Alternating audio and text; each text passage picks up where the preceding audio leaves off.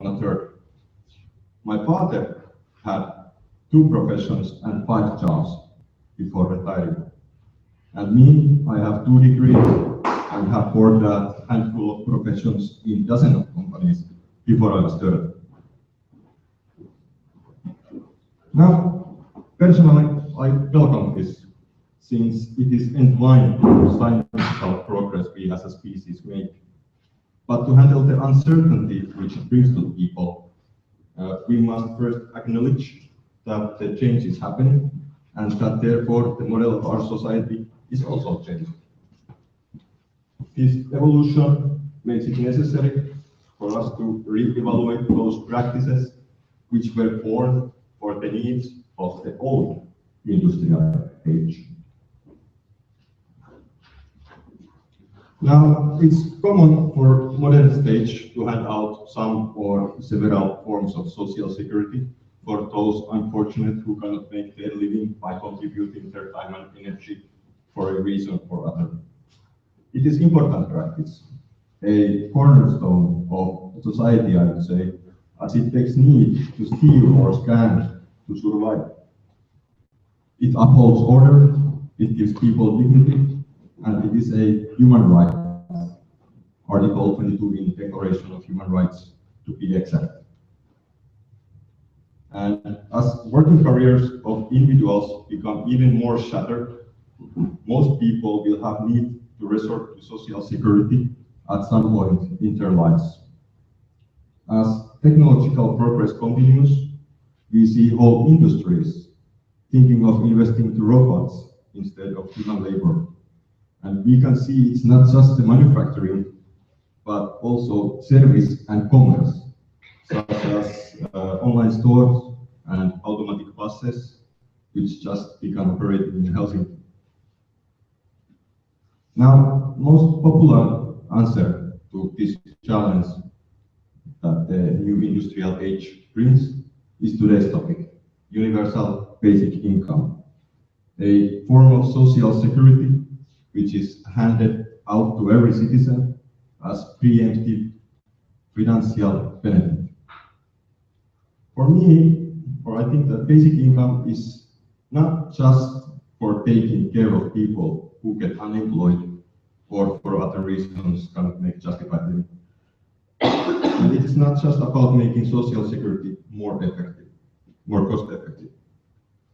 It is about opening opportunities so that everyone can invest their energy in what they see meaningful and rewarding, whether it be starting a small business, doing it for societal work, or just upgrading one's knowledge to today's needs. It is about getting rid of stick and carrot mentality and giving both financial freedom and responsibility directly to person. It is about finding a level of equality in which there is no need to distinguish who is studying, part-time working, or running a small company to find out how much their share is. It is about making social security simple, straightforward, and versatile.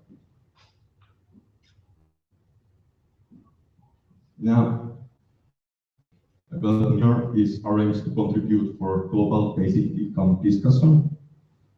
We are reviewing few Nordic models here today, and bring this discussion available to all by simply recording and sharing over the internet. We hope that this seminar inspires others like it to be born, and that knowledge which it passes on will bring true and working universal basic income model closer to achieve, no matter which country you live in. I thank you all for attending this event, organizers for making it possible, and of course our guest speakers to whom I will give this arena shortly. This event was created with the support of Basic Income Birthday for Finland by the Party of Finland and by the Youth of Finland. To help them so they can help our cause, please support by donating. So, time to go to our first speaker, researcher from the Finnish Social Security Institute, KELA, Kansaneläkelaitos in Finnish, He is part of the research group charged with preparing the Finnish basic income experiment. And in addition to basic income research, he is completing a doctoral dissertation on digital working life at the University of Helsinki. Please welcome Ville-Veikko Pulkka, who will be giving us a review of the notes from preliminary results of the Finnish basic income study. Thank you.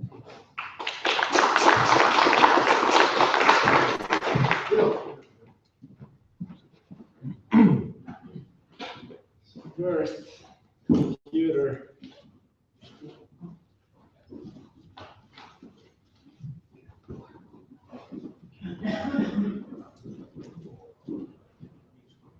One minute, please, have copy and tea.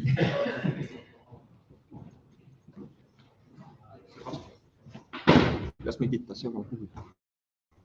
Onko se täällä? Joo.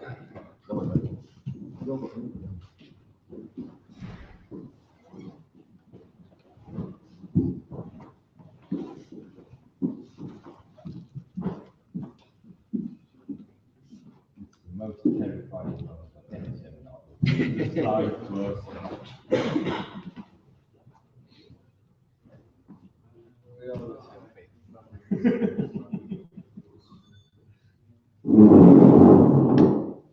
I was facing a lot of things, but not my ability to get my public trying to work every time. Yeah.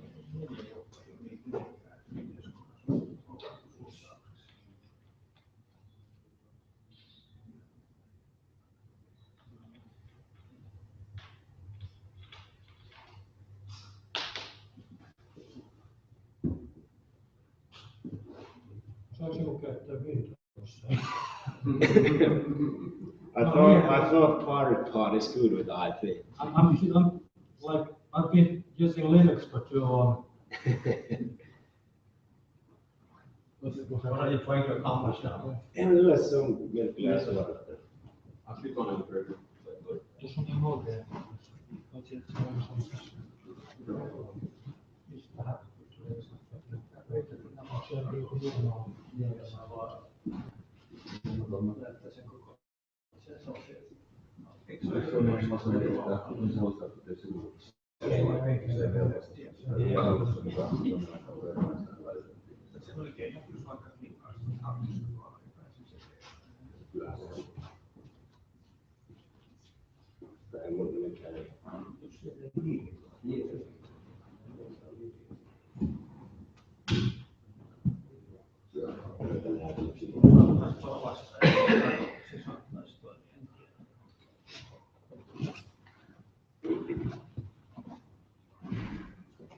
You're right.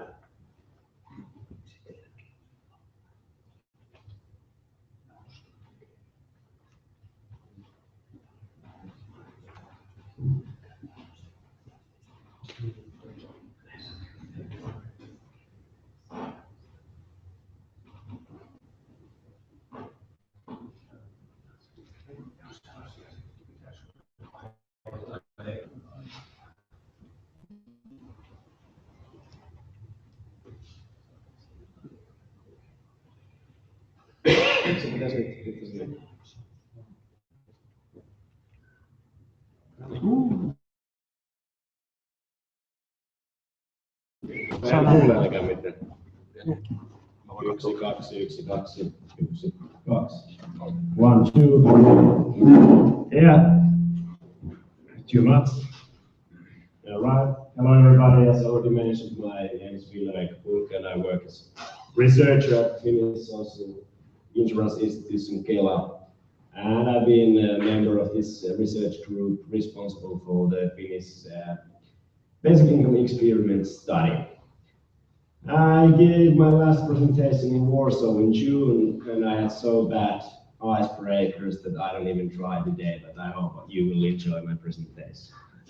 And it's just an honor to be in Turku. I can say this since I'm not originally from Helsinki, so Turku is always a good place to be.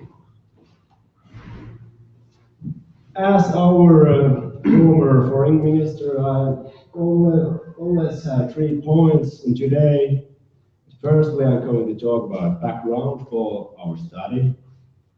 Secondly, the essential findings and recommendations of our research group.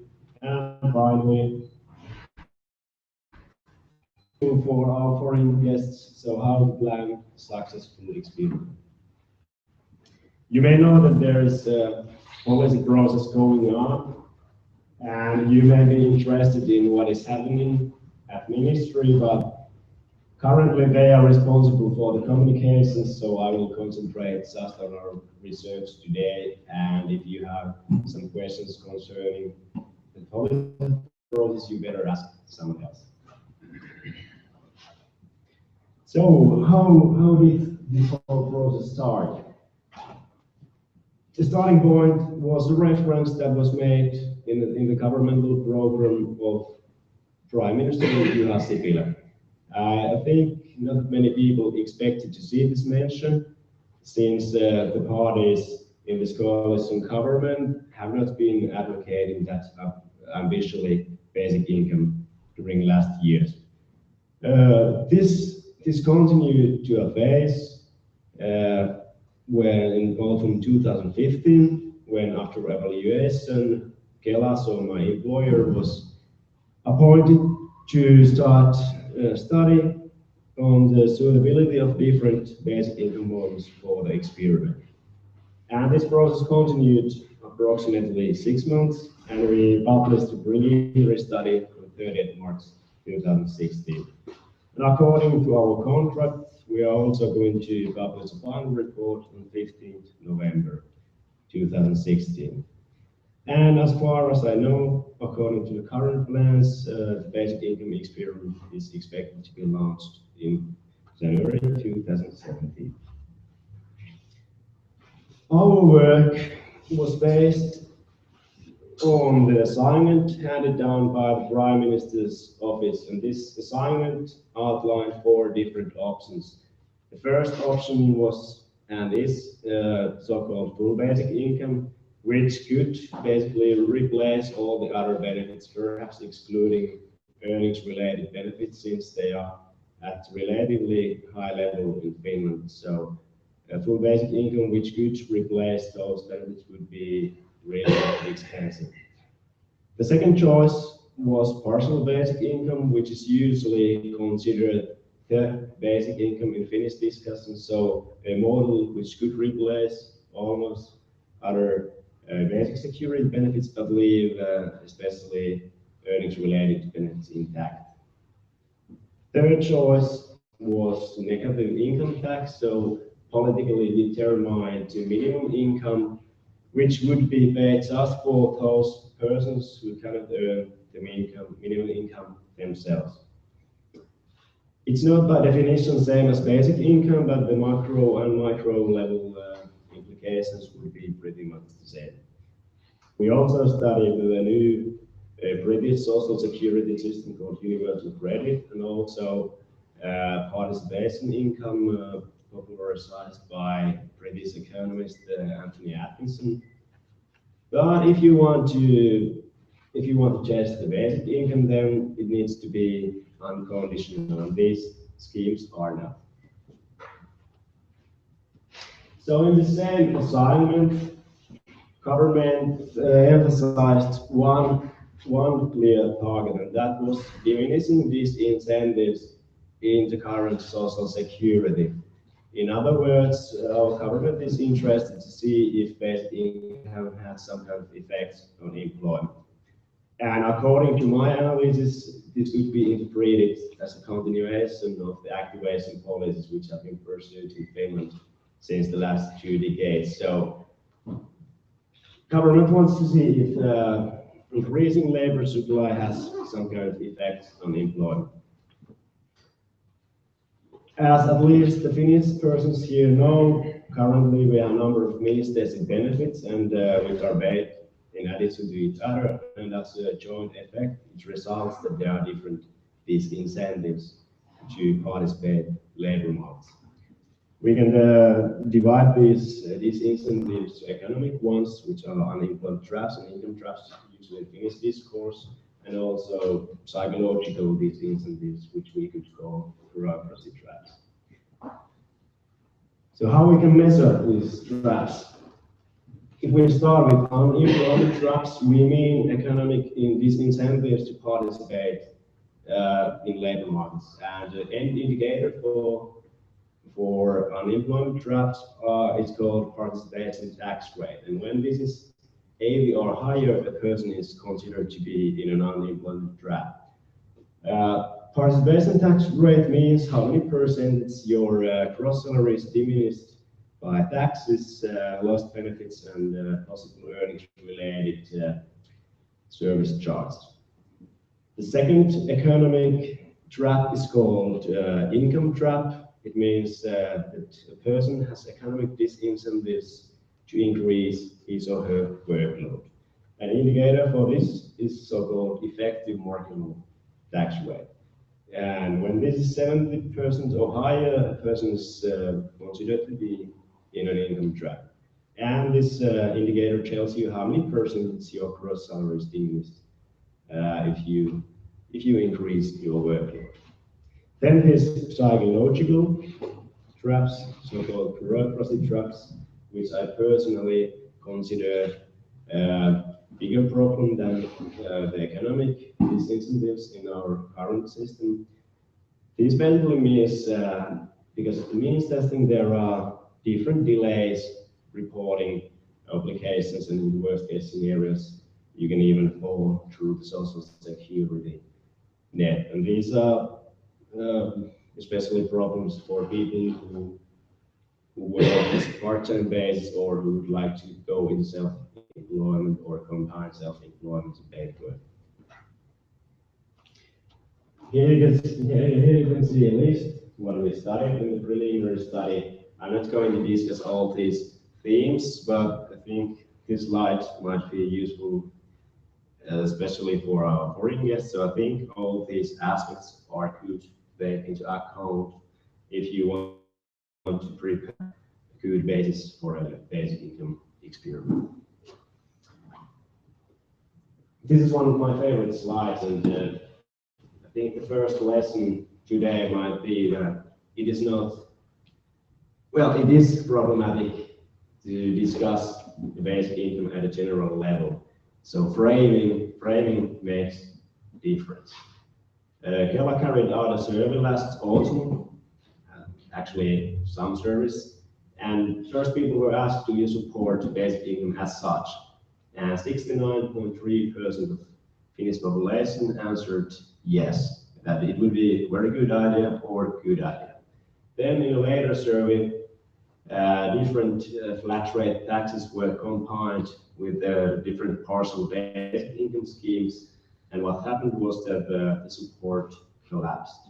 So this means, of course, I need to mention to note that these flat rate taxes, they don't actually increase your effective taxation. So if you combine taxation with the basic income you receive, your net income wouldn't change, at least drastically. So I think it might have happened that people thought that their effective taxation is going to be higher than currently, and that's why the support collapsed. But okay, this is of course speculation, but still I want to emphasize that framing is really important when talking about basic income.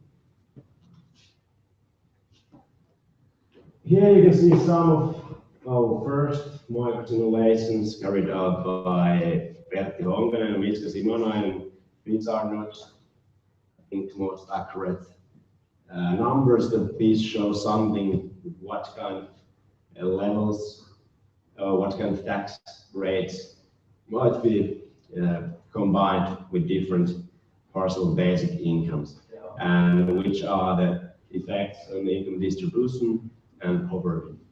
Okay, it might be pretty obvious that higher the basic income, more equal income distribution and less poverty. But I think this dynamics which everybody should know if we are talking about basic income.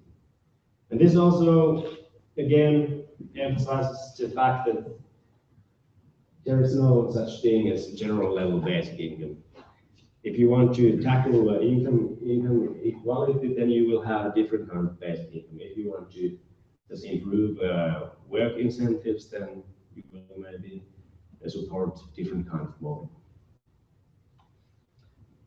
So the essential findings which we made on this study, it was pretty clear from the beginning that the full basic income might be too expensive even to test.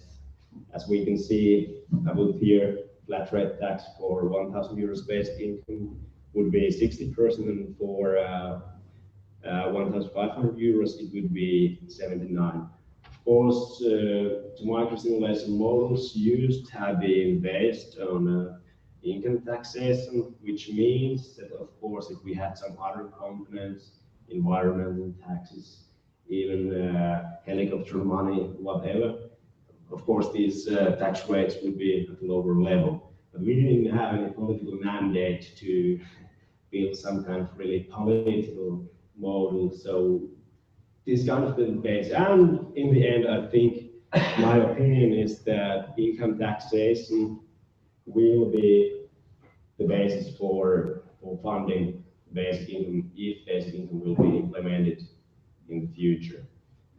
And this might be a little bit problematic if we think that the technological change might replace some workers. So in that case, income taxation won't be a sustainable solution for financing basic income. I think negative income tax would have been politically more feasible choice, since it is not paid universally for everyone. But before we have access to real-time information of people's income, we cannot test negative income tax reliably. According to current information, the Finnish government is going to implement a new digital system that we could follow people's income. This would help also pay negative income tax for people. We don't know if it's going to happen in 2019 or not. I'm pretty sure that no matter which government there's going to be, the new government or the future government will use this new digital system to ease people to combine work income and other incomes. This is also one lesson that we can learn from the experiments in the US in the 60s and 70s. They reported that people were actually saying that they worked less than they really worked. And this is also shown in the fact that the labor supply declined quite moderately, but it declined in the experiments in the 60s and 70s. I'm not saying that we should translate these results straight to the Finnish 2016 context, but these are some of the few lessons we should take into account when launching an experiment in Finland. Then the thing which I think some of you are also saying, that basic income makes work always paid. This is at least half myth, and if we are talking about budget neutral partial basic income, which means that no one's net income is allowed to change drastically. Basic income cannot make incentives, economic incentives, that much better. It results from the fact that the flat rate tax needed for budget neutral models requires relatively high taxation. And I guess most of the advocates wouldn't like to remove, for example, housing allowance schemes, additional social assistance or earnings related benefits. Of course, if you would replace all the other benefits, then work incentives would be better. This result was actually available already in 2014 when the Green League analyzed their model. All the comes to economists made analysis on their model in the Finnish parliament, and the same things were also concluded that participation tax rates or effective marginal tax rates do not decline that much if a basic income, partial basic income and budget neutral partial basic income is implemented. So, in short, strengthening economic work incentives means either diluting the current level of social security or it costs. So, if we were implementing a basic income which is progressive taxation, it wouldn't be that hard to make economic incentives better for especially low-income households. But then it's a political question. The basic income is not an automatic mechanism which would do this. So anyway, if you want to remove the disincentives effectively, you need to apply progressive taxation. Well, bureaucracy traps.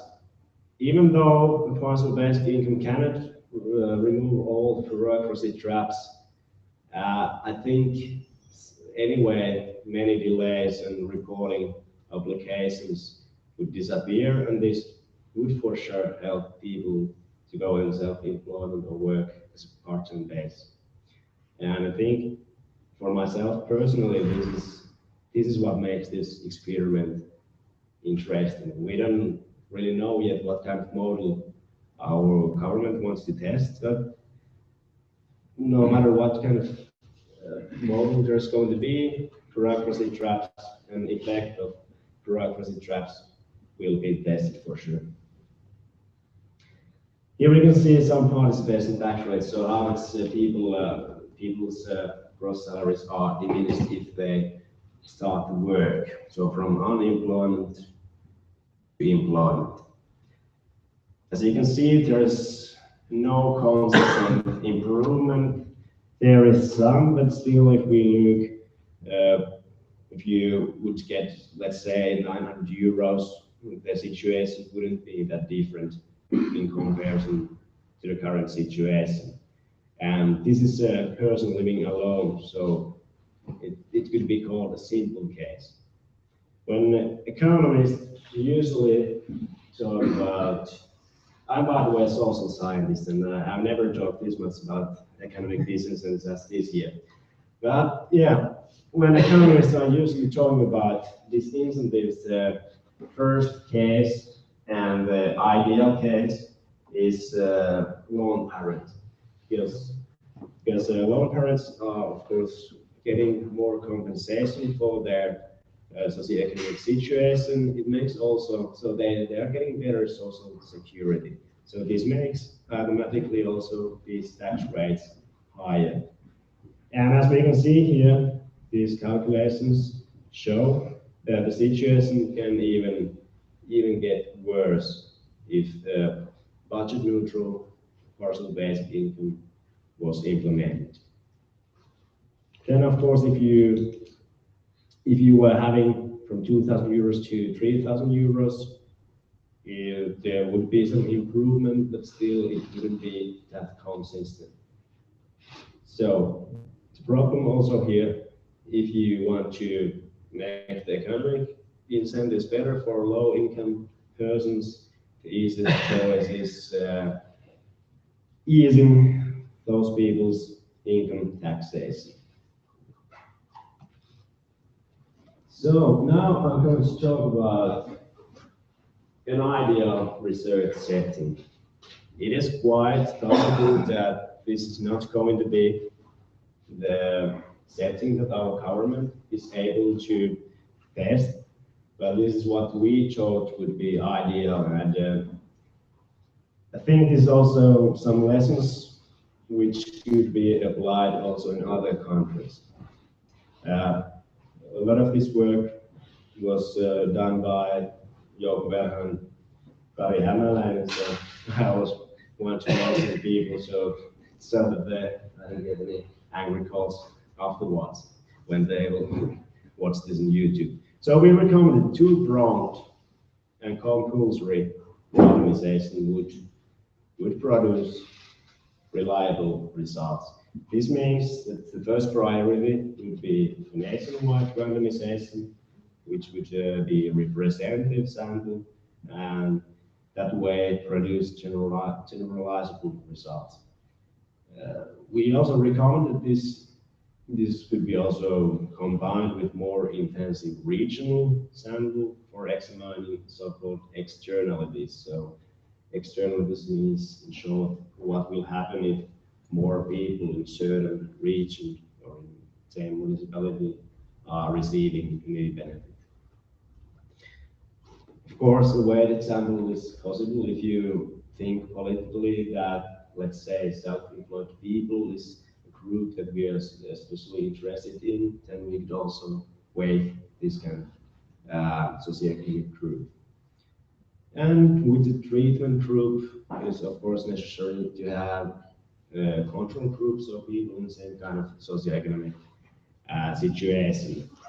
As everybody realized that it's impossible to find totally perfect control group for this kind of social experiment, but still this should be emphasized and at least to try to find as good control group as possible. Power calculations are a measure to find out how big would be big enough sample. In our preliminary study, Jouko Hemmi calculated that a sample of 10,000 people would be big enough to observe statistically significant results if employment changes 2 percentage points.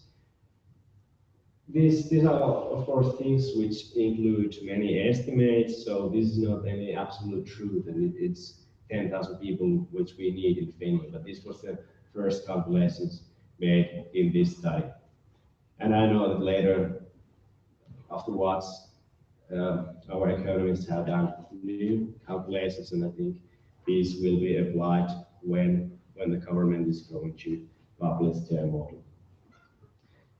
Studying the entire working population would be, of course, ideal, but since the budget also in this experiment is limited, so it's right now it's 20 million for 2 years. It means that it is wise to prioritize the groups which are interesting in the sense of employment. So we recommend that it would be wise to prioritize or focus on low-income earners. You see, because it's quite expected that people who are low-income earners, that their labor supply is more elastic than if you are receiving, let's say, 5,000 euros a month. We recommend it also to exclude people under 25 years old. I think this is politically and also scientifically difficult question. Some of the persons in our group thought that, okay, people, especially so-called NEET youth, so youth who are not in employment, education, or training, might be in higher risk of social exclusion if they got uncovered money. I don't agree with this analysis, but Okay, it's also a critical question, and this is how our research group saw it. But the bigger reason for excluding these people was that if and when the government is using the budget of my employer, so KELA, there are many people in this group which do not receive any benefits currently. So, for example, people 18 years old, people living at home. So these people would use our 20 million euros budget more than some other people who might be, for example, 27 years old and unemployed and receiving some benefits. We talked that the partial basic income would be the ideal model to test, and it should correspond to the current level of the basic security benefits provided by KELA. We didn't have any political mandate to build a model which would make social security worse in comparison to the current situation. But on the other hand, we didn't have a mandate that we should recommend, for example, a basic income of 1,500 euros. Of course, in an ideal research setting, and if the budget was unlimited, why not to test many kind of different models? This model, what we recommend, it wouldn't replace earnings-related benefits, housing allowance, or additional social assistance. And as I mentioned, in an ideal test situation, why not to have any kind of different levels and tax rates? KELA's lawyers had also a lot of work on the legal preconditions, especially Anna-Kaisa Tuovinen has been working long hours with these issues. And of course, the main issue is the Constitution of Finland, and especially two issues within it, which are the principle of non-discrimination. We are not sure if it's possible to firstly have a compulsory obligatory sample, and it may also limit the number of models. So we are not sure if we can give some people 700 euros, some people 600 euros. Another issue is the right to basic subsistence. So according to our lawyers, it is quite clear that at least diluting the current level of social security would be problematic in that sense. It would strengthen work incentives, economic work incentives, but on the other hand, it would also increase poverty and income hardship. In my opinion, the basic security benefits are not that high level in Finland these days that this would have any good results in if we are taking social issues into account. And in the last resort, it will be the Constitutional Committee which decides if the basic income experiment can be launched or not. I think this will happen in the end of this year. I'm sure it's going to be November or December. Many experts have said that aim of assessing reforms required for societal improvements might be good enough reason for experimenting basically. So let's hope. I think EU law, it's also one aspect, but if you're testing the basic income, it's not the main thing you should be aware of. Of course, things like exportability of basic income, can a person take a basic income abroad, how long, for how long time, and also when a person will be eligible for basic income when moving to Finland. If basic income is implemented for all population, these are things which should be solved, but in the experiment setting, these, at least I think, can be tackled, what I've heard about our experts. This is actually already my last slide, and I think this is I'm not criticizing our government with this slide, but these are things what I've learned during the process. And when I was reading a paper by Ron Heigl, a Canadian researcher who led the experiment in Canada 74, 79 in Manitoba, he was emphasizing this same aspect. So I think these are quite universal good practice for testing the basic income. So as I have mentioned already many times, general level discussion of basic income is problematic starting point. And I think especially if the targets needs to be defined. If the government says employment is the most important target, then we can model different kind of basic income in comparison to the government which is saying that we want to make income distribution much more equal. So this kind of defining these kind of targets is really important starting point for the study, but also for the whole process.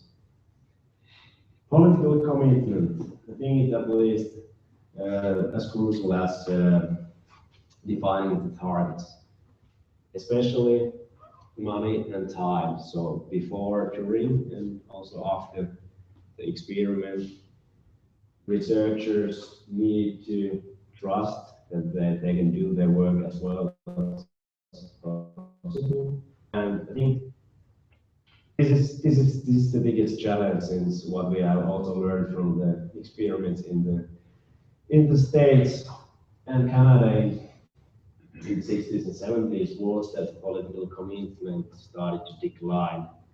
And for example, in Canada, there were like really, I think the research group was 120 people at first. And in the end, there were just economists analyzing labor supply, basically. So the process is not just like budgeting money at first, but it's also commitment to even budget more money if needed, and also secure decent analysis on the results. It is demanding process. There are a lot of different players involved. It's not just politicians and researchers, there are also civil servants, tax administration. Also, you need to find out how to pay the money for people. So building a payment platform may be even harder challenge than you can imagine. And if you are not aware of this, I think you won't have enough commitment to the experiment. So I trust that these are not problems in countries like Iceland, where where things happen more violently.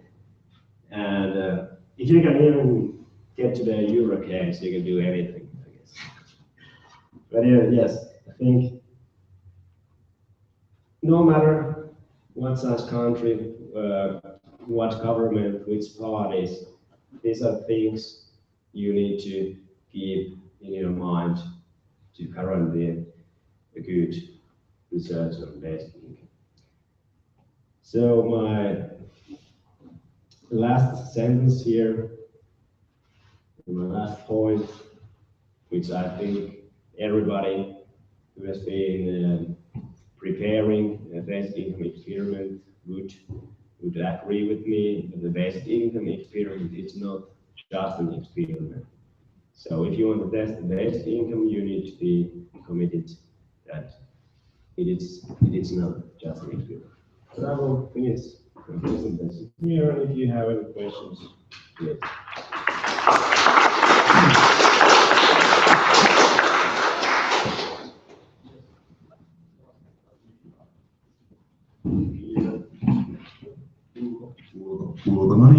Any questions for Ville-Veikko Pulkka? We have still a few minutes. Any notes there? Hello. So I'm Albert Albert from Iceland, like you were pointing at. I won't do the Viking clap or anything, but I saw from your figures that that there are numbers like 54 to 64% tax to make everybody look like a single mother, or was it? Yes. Yes. Oh, yes. So I'm just wondering, isn't this going to just push the whole idea off the table? People see this figure and they say, just no. And then the real question is, what kind of benefits from these kind of basic income studies would actually counter this and make this high tax rate okay for people in the country? What kind of benefits would they have to get? Yeah, I think since with these budget neutral models, people's net incomes would not change drastically. I think the main benefits would be less bureaucracy. And I think this argument in the context of technological change is quite crucial if you are advocating for these kind of models. But I think in Finland it has been social democratic, strong work ethic, and the long history of activation policies which have been emphasizing these incentives and work incentives. It's now again a big topic inside the government is these incentives. I'm not sure if these are the reasons why basic income should be implemented. I think a lot of people who have many arguments for basic income, not just economic. But of course, as I mentioned, this is just one way to apply taxation on basic income. And if you're interested on low income earners work incentives, then it might be wise to make richer people today a little bit more than they're doing right now, and then lower the income taxation level for example, lone parents. But yeah, I think if we are talking just in the context of economic incentives or disincentives, then this kind of table could be pretty much a non-starter.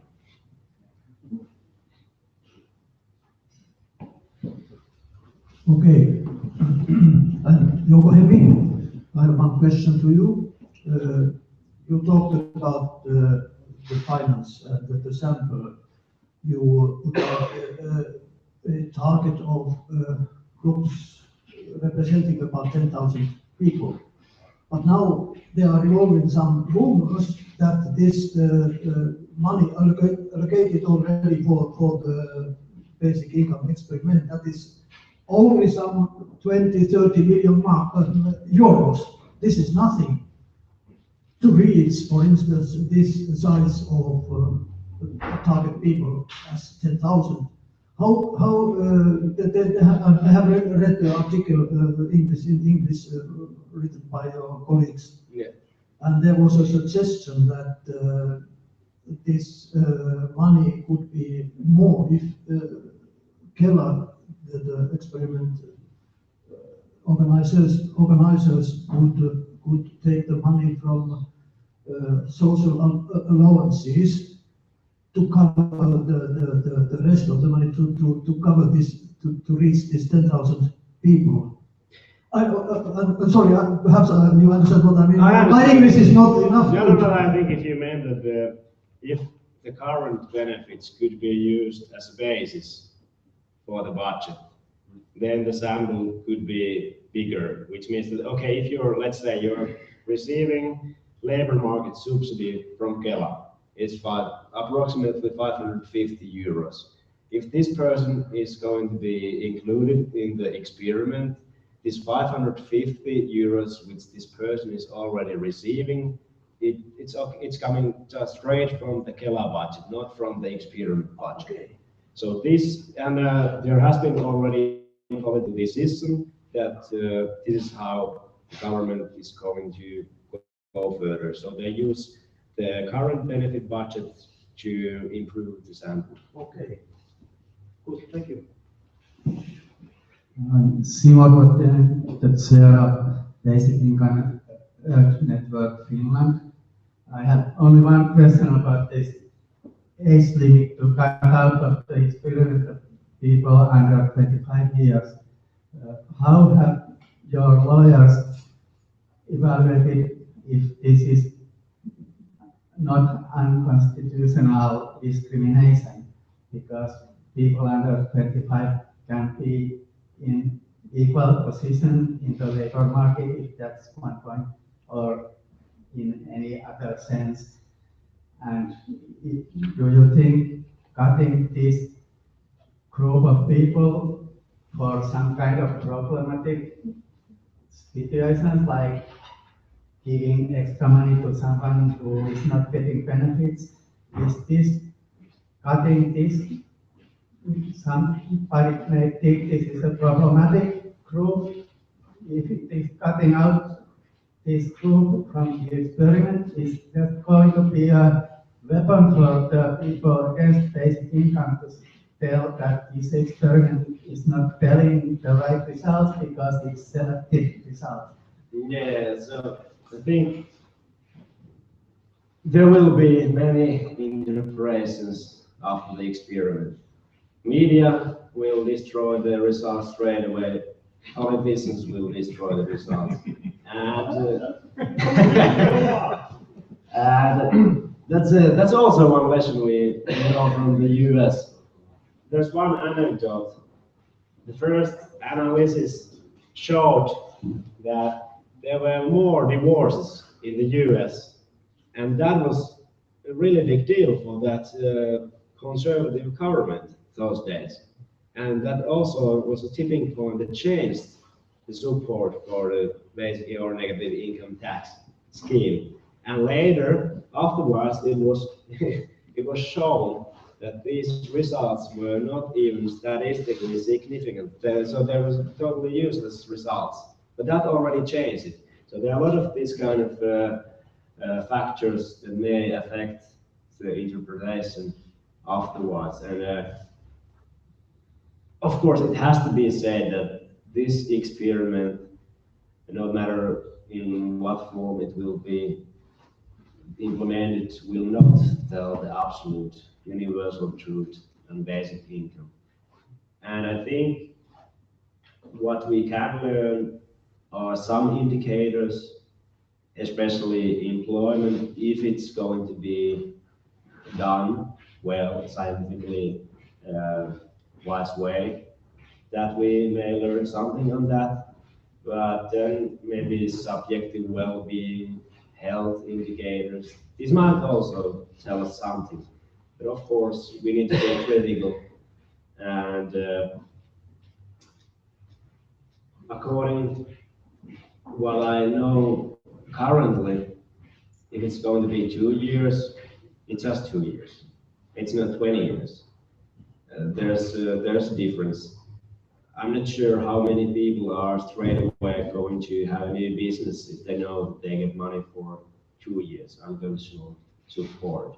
But if you know that, okay, this will change the whole socioeconomic basis for being an entrepreneur, I think it might be different. But yeah, we need to be critical, but we need to also try to do these things as reliable way as possible, as I fix it.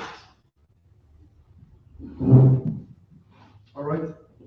I think that's very much our time for the questions. Thank you very much, Ville-Veikko Pulkka. Applause.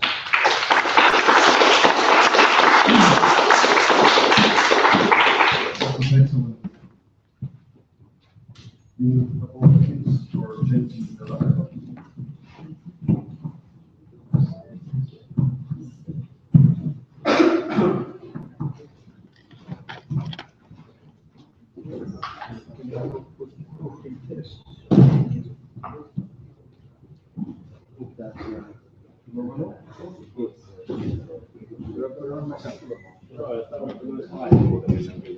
Is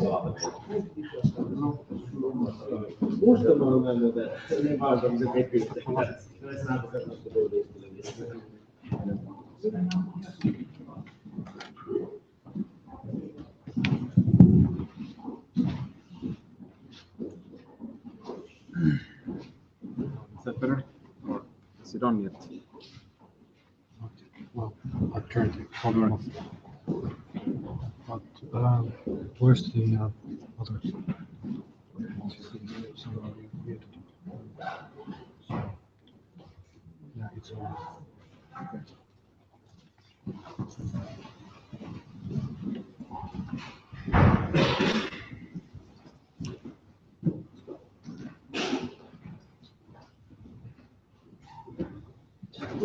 Yeah, thank you.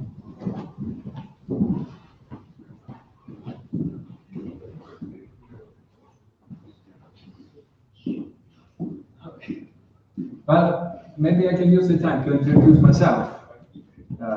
Still there. So time won't be wasted. So my name is Albert Svan Sigurdsson, and I'm Icelandic, but I have lived in Finland for 13 years total.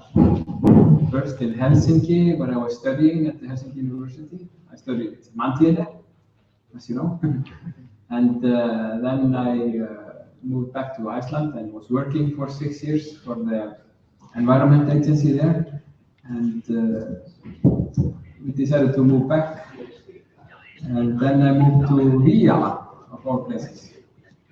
And, so I kind of have experienced both the small town and the big town in Finland for some years. Yeah, so that was my name, and since I moved to Iceland, I kind of became involved with the pirate party there.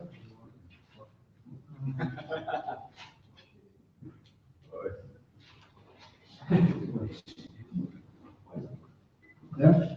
So these are just some numbers that you can chew on while I'm talking. So the Icelandic Pirate Party was established in 2012, and the first pirates, they were only a few, and then when they went into the first election, there was around 30 pirates, I think, active in the Pirate Party. And they had this kind of typical pirate ideologies, like a copyright policy and all kinds of justice of this and that. And by 2014, or at the end of 2013, they had around between 30 and 50 different policies which they had voted on in the electronic system.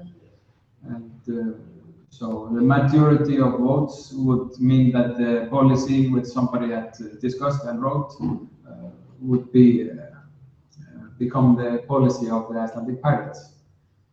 And when I joined the movement in 2014, there was around 50 policies, and to make since I'm kind of curious and analytical, I forgot to mention that right now I'm working for the Statistics Institute in Iceland, so I can be very analytical when it comes to that.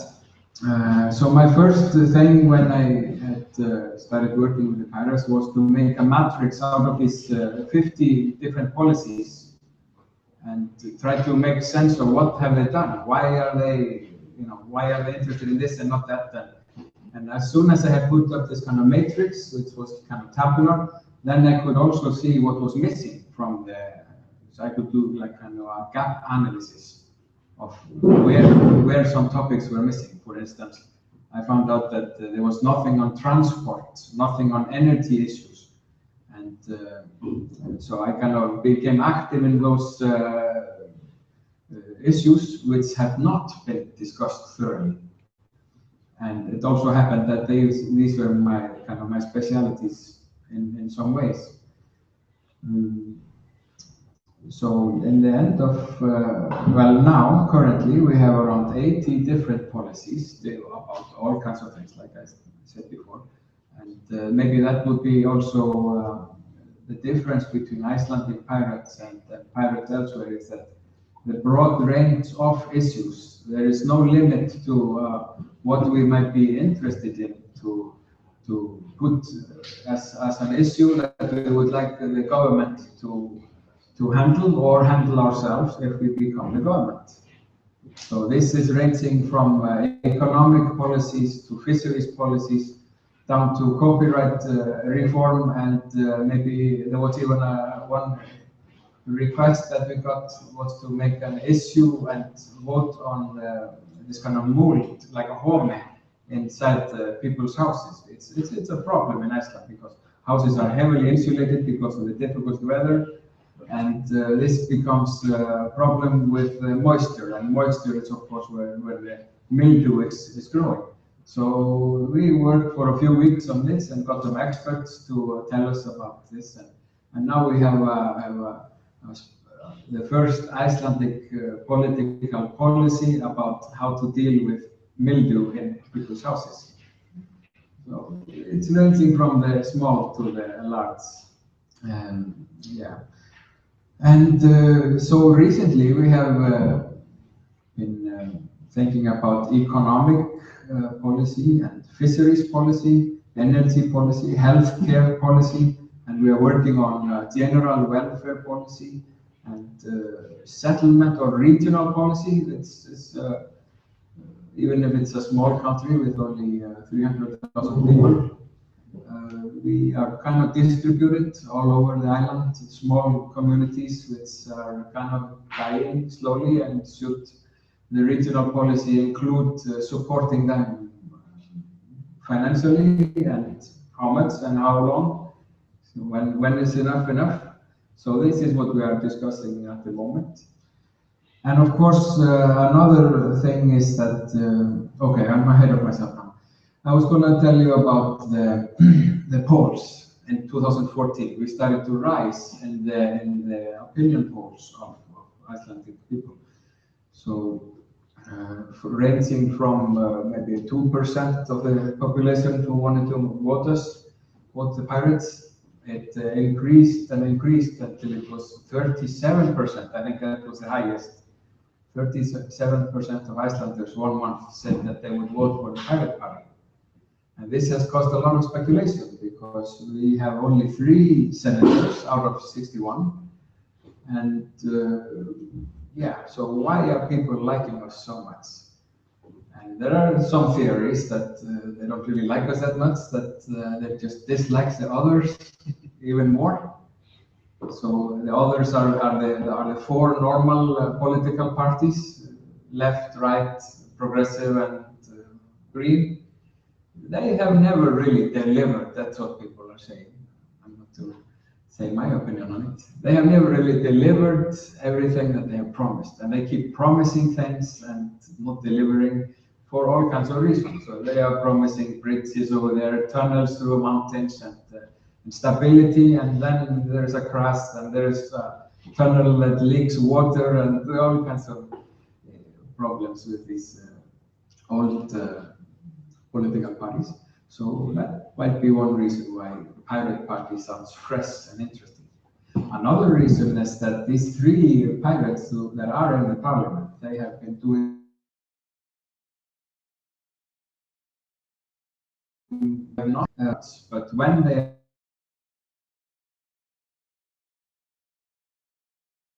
are absolutely, and they have good concrete answers, and they base all their answers, as far as I know, on the 6 basic principles that we have set for the Icelandic Pirate Party. So they are transparency, they are freedom of expression, freedom of information, freedom of self-preservation or self-promotion. Yeah. What did you say? Self-governance. Self-governance, yes, and then direct governance. I think there's one missing there. Well. So these are the basics of all the answers that they are giving. And these are also the basis of all the policies. So we cannot really put together a policy which is about economic issues or mildew in houses unless it's based on these 6 basic principles. And then, of course, we also have the pirate code, which maybe you know, and it says that we should be healthy and international and happy and so on. Good people, that's pretty much what it says. So we are now down to maybe 27% in the polls, still above the Conservative Party, which has traditionally had the most belief of the Icelandic people. So we are hoping that in the coming elections, which should be now soon in October perhaps, at least that's the date when they have mentioned. We are hoping that we will get above 20. Let's be not too optimistic. Above 20% of the votes. So that means that we could get maybe 10 to 15 persons into the parliament, and we could either join with some other political party to govern Iceland in the government, or we could be a large minority in the parliament and kind of control what happens and what goes through. So this has not been decided precisely yet, since also, well, another thing is that we were supposed to have the general election for parliament next year, according to calendars. But after the Panama Papers came out, people started noticing that our prime ministers and several other ministers have had accounts in Panama, and they were actually just lying flat out about it, just denying and not saying, and yeah, so people started protesting outside of the parliament in spring, and we got like a large percentage, 15 to 16% of the people standing out there banging drums and shouting at the house. Sometimes the house was empty, but still people were there. And we also had nice weather at the time. It was yeah, so the current political government, they decided that it would maybe be best to fast forward the election for parliament. And right now they say at the end of October, if they manage to push enough of their own issues through parliament. So they are trying to get a stranglehold on the minorities in the parliament, and of course that won't work if they're going to try to push through some impossible laws which cannot be accepted, and of course the other parties are not going to allow it, even if it would speed up the elections. So, according to the polls within Pirates, the first issue that we would like to see is the new constitution. The Icelandic constitution was a temporary one. It was set when we got our independence from the Danes in 1944, and it was based 99% on the Danish constitution, which was then, well, they had their power from the king, but we took out the king and put president, and some very simple changes.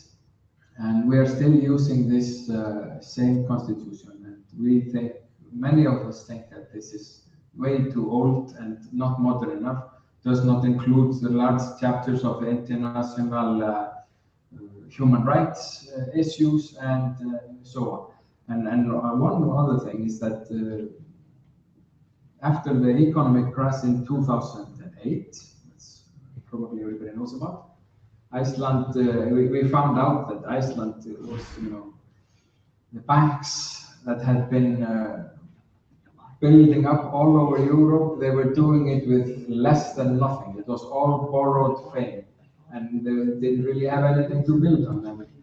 And after the crash, it became evident that the state was responsible for paying money back, and people, actually taxpayers, had to pay this back slowly, and we're still doing that. I think it's the largest account in the budget is just interest on payments on loans that have gone to pay all kinds of debts of those Vikings, those economic Vikings that were promising the future based on borrowed time, borrowed money.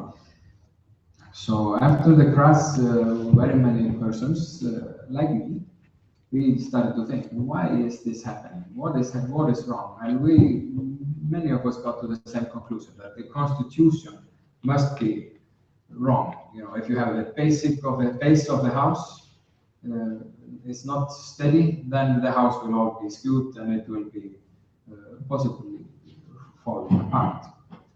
So we wanted a new constitution, and there was an election about this, and 30 persons were elected to make a new constitution for Iceland.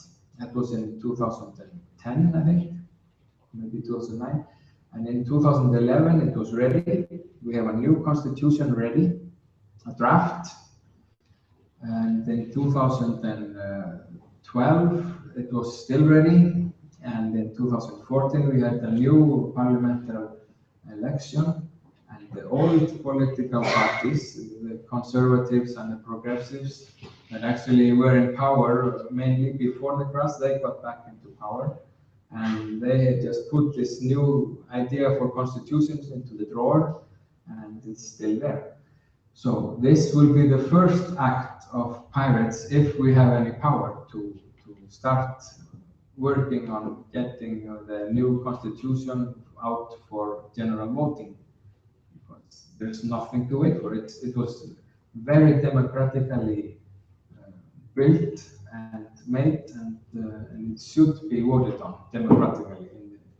Perhaps people in Iceland will refuse it, so then at least we will have a democratic decision about it, and not just put it somewhere behind in the drawer. And one of the things that this new constitution will bring is more direct voting and polls, and people can have more difference between the 4 years of choosing the government in all kinds of ways. And another one is that it will state that the natural resources, fish and energy and air and all other resources in Iceland belong to the people and are not under any other ownership, which they seem to be now. You know, there's nowhere that says that fish in the sea are not the ownership of the people, and that the economic gains from fishing should not go to the people. But for some reason, corporations have been able to gain huge amounts of money from fisheries, and paying less than, well, I think it was 2 to 3% of these overall gains to society. I mentioned Panama earlier. Guess where the rest of the money is going, I guess. We want the new constitution, and then we will be able to set full laws that say that they should pay tax, whatever you call it, some kind of resource tax or whatever you call it, and society will gain from that.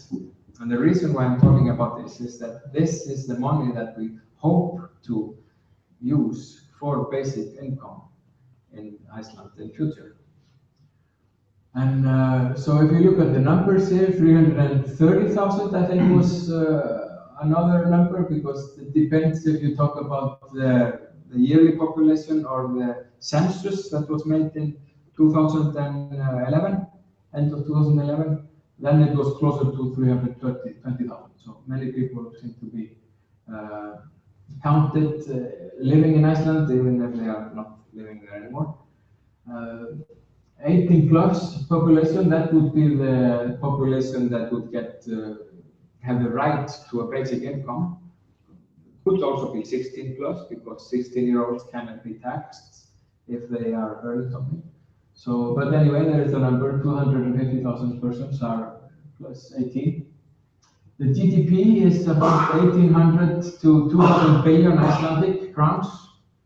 The Icelandic crown, you need 145, I think, Icelandic crowns to have €1. So you can do the calculations on your hand. But these are kind of round, nice numbers. The 1,800 billion was in 2014, the last year when the Statistics Iceland has a proper overall view of the economy. And but we are guessing that 2,000 billion should be close to 2,000 billion is the status of the GDP today. The government income and expenditure every year is around half of this. It's been like that for several years, so we expect it to be similar. And the social payments, all payments directly to persons in Iceland, whether they are unemployed, handicapped, old pensioners, or people with families, or all kinds of partial stipendi also. They are roughly a little bit below 1/3 of the government expenses. So, and if you include other payments to individuals that the government is paying, for instance, student loans, they are kind of direct payments, and help to farmers and help to all kinds of industries that go directly to persons. Then this figure goes up maybe 30 more billion, so it's almost 1/3 of the Icelandic budget is going directly to people. And these are not the government staff.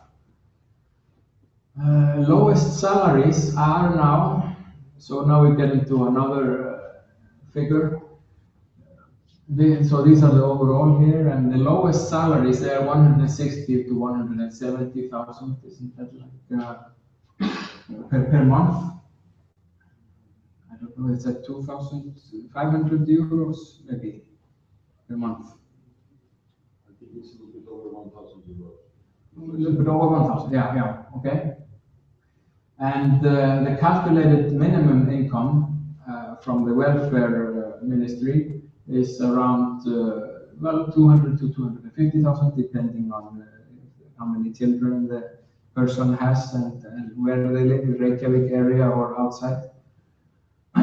And so this is my own idea that possible basic income, according to what data we have now, should be where the lowest salaries are, because it should not be it should be a safety net, but not not more than the highest than the lowest salaries. Well, I will get more into that a little bit later. How much in euro, approximately? This one.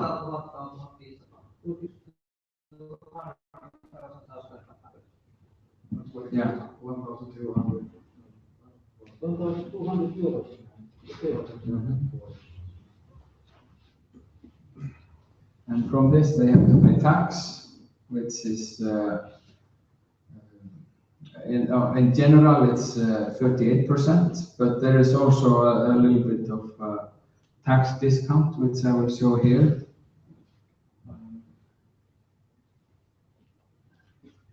Well, if you go to the third line here, everyone has a personal tax credit scheme. That was the name that they used. So it's tax deduction. So that's around 70,000 crowns per month. And this is something that we pirates have been thinking about using as a kind of building up our idea for basic income.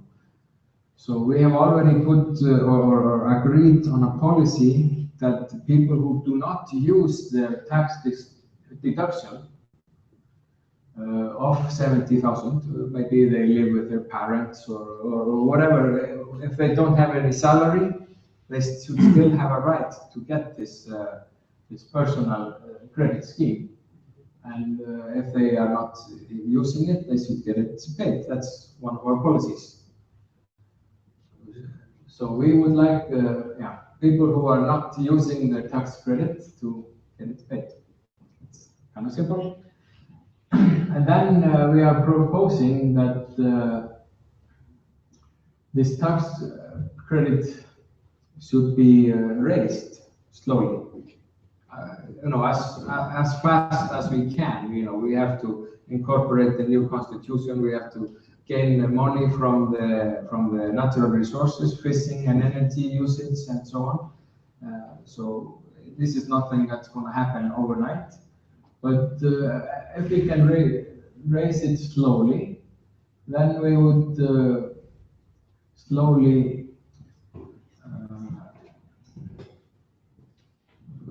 We would slowly get closer to the limit of the basic income, which is some calculation that has to be done every year or maybe many times a year. And this would be in effect, if this goes through, then this tax credit, when it reaches the basic income level, we will have the negative income tax. It's pretty much the same thing. So this is our basic idea of how to raise or how to approach the basic income idea. But we also, in addition to this is kind of we thought of it as a sneaky way to introduce basic income. And of course, that's not how we want to do it. We want to propose it and have it a transparent idea.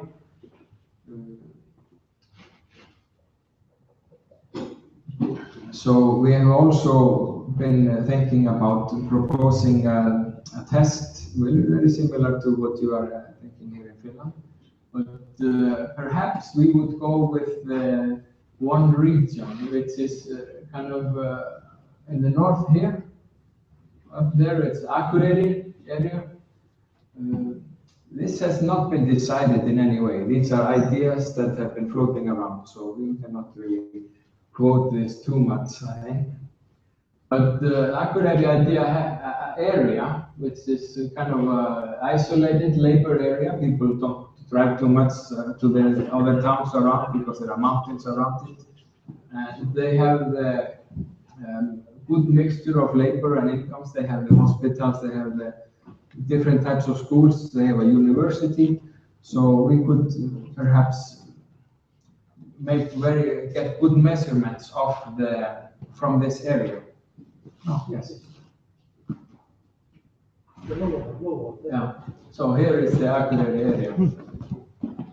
I was going to propose like a normal person, my own hometown here, which also has 20,000 persons, and it's kind of close to the Reykjavik area.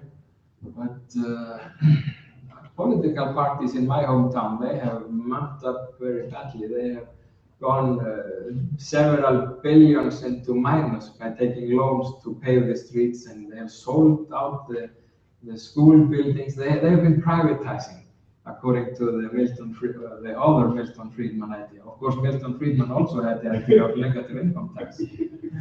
But, so my hometown is, it's in deep shit. It has to pay lots of debt, so it would not be a good measurement for anything really in the future.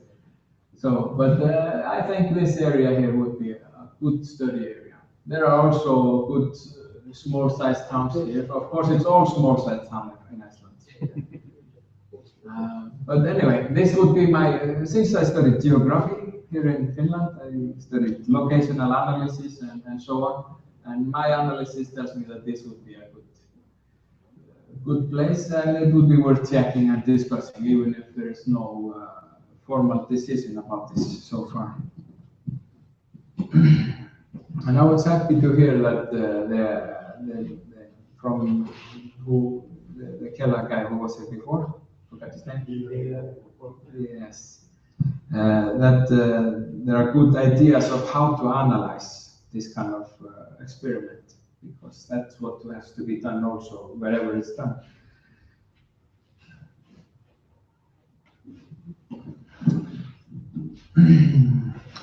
And so here's another one of my personal ideas. I have been showing this around with the pirates.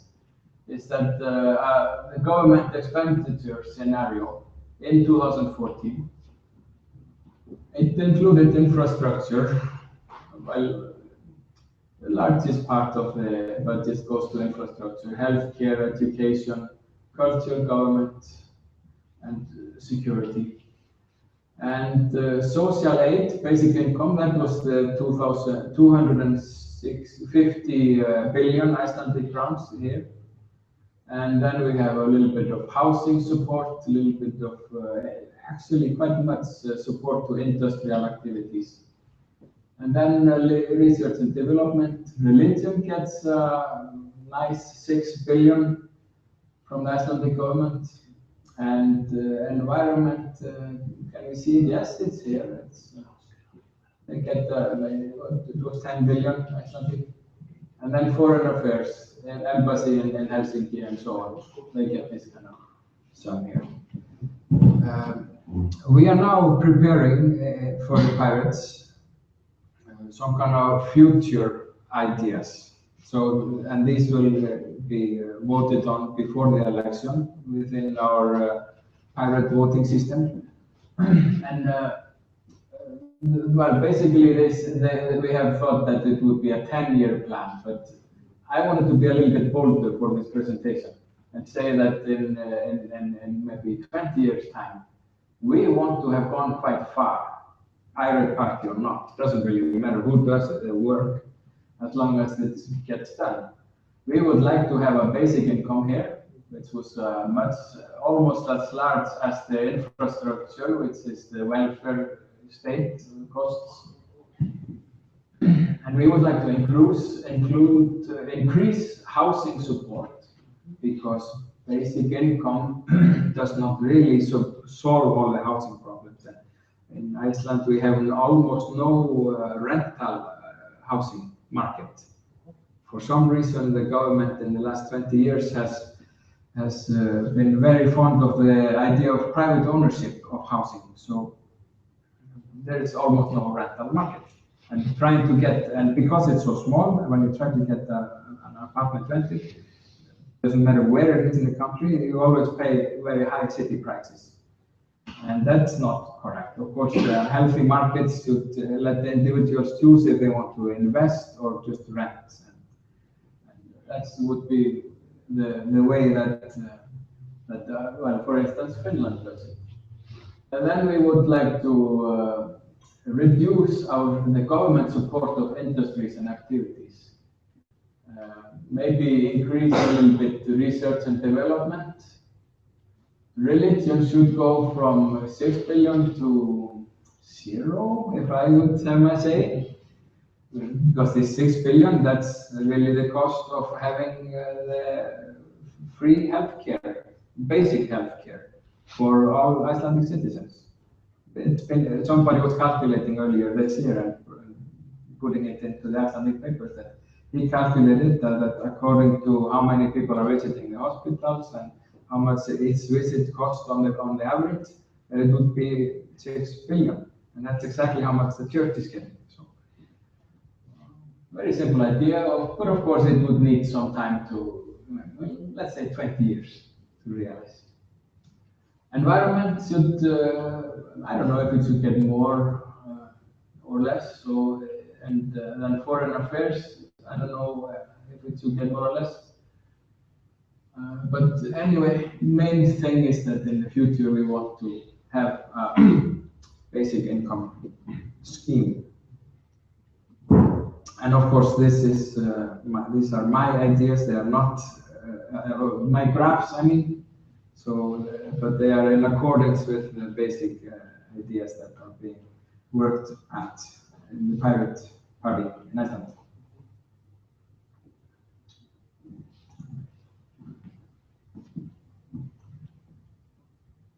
So in the to conclude, well, this is just my abstract. I have actually said everything without knowing that I was where I was. Yes, I will. Yeah, I have already told you all my conclusions. So I will go on with the recommendations to other pirates. Since we are so big, we think we can recommend something to others. And that's basically what you learn from the Jack Sparrow movies. Just be bold. Look beyond the horizon. You know, set your goals, set your policies, set them both near and far, because full basic income scheme is like it was proposed. Well, it has been called utopia. I mean, so but why not aim to go there? It doesn't have to happen over 5 years or 2 years. It happens in 20 years or more. And it happens in small steps. And our steps will include this tax deduction scheme, hopefully. Of course, it depends on other political parties that we have to work with. And we also, we want to reduce the cost of living for Icelandic people by having the free healthcare. So, I mean, they are all steps in the same direction. And small baby steps. And to end, I would like to, I did not remember to put the picture that I had drawn, but I will have to show you with my hands. If you know how the welfare safety net works, it's a net that everybody can fall into and not hurt themselves on the ground. Can you see it in your minds? But this net has gaps in it. We know that. Some people are falling through the net. They fall into them and then roll through the gaps or whatever. And they are the people that we are worried about. And we don't know how many people they are. And some people survive even if they hit the ground kind of hard. But in the future, well, what I would propose is that the basic income scheme it comes instead of the safety net, and it becomes like a safety harness from above, so that nobody will have to fall into the net. The net will be basically unnecessary, because everybody will have, you know, when we are dancing on the line, which is life, like in the circus, instead of having a net which might fail, to have a support that everybody should get from the government. Thank you.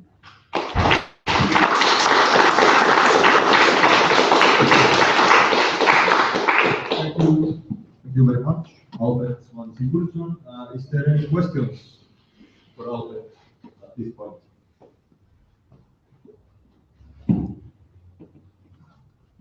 It seems that no. Well, thank you very much, Albert. In this case, I suggest that we take 10-minute break and continue with the seminar after that. Thank you very much.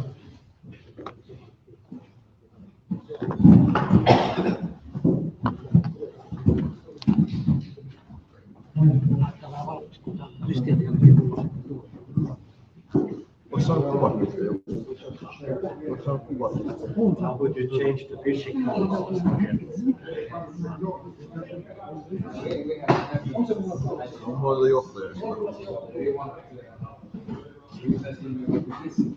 So now we have folks who have already established themselves. They can sell it. They sell it. They borrow against it. Almost like their own business. Especially if yeah. So how do you let's say so then we would propose, and this is not that pirate actually, it's been working around for years and years now, but we have put it as for morality that all quotas should be rent. It's not permanent, it's rented on a yearly or 3-year basis, what kind of situation. All this supervision cannot do your own factory for lower price. Perhaps we could let the first slide so I can just... Which are kind of private model. they should be accepted from the folks. When you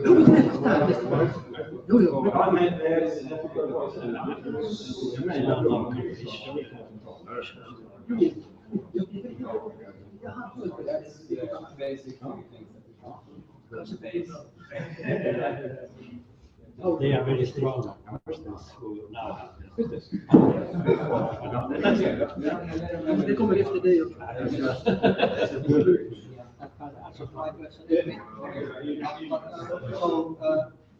Jag har aldrig fått leka med sådana här riktigt. Never really played with one of these. Yes, well, we want people to be strong.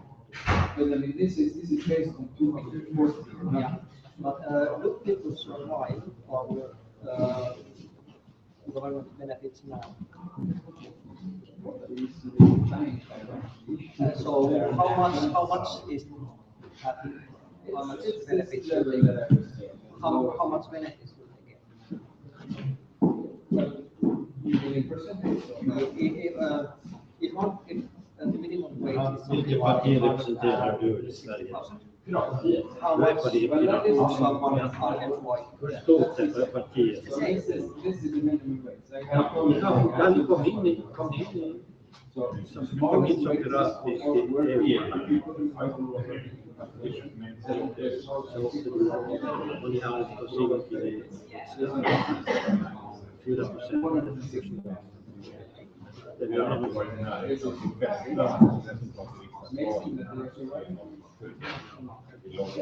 det är svårt att ställa lättare i Finland.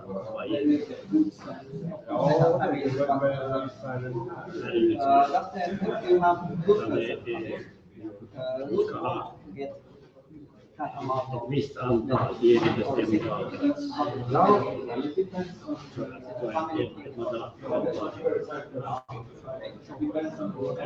I praktiken så är det ju svårt att förstå för att valrättsarna dussin varje så det är lättast att vara stor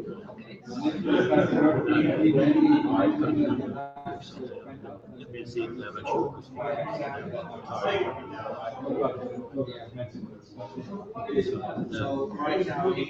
Men vad är mindre partier eftersom inte är denna valkrets gäller det stora partier. Ursäkta. Det var ju väldigt besviken.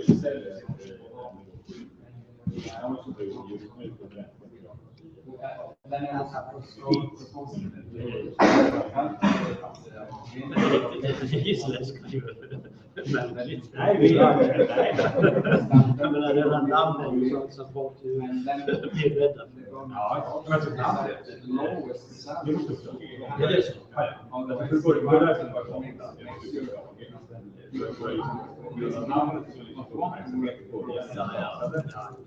Wouldn't the basic income include housing?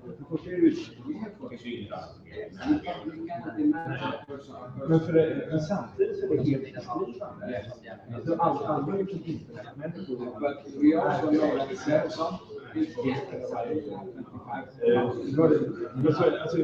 they are not able. Jag är lite gammal.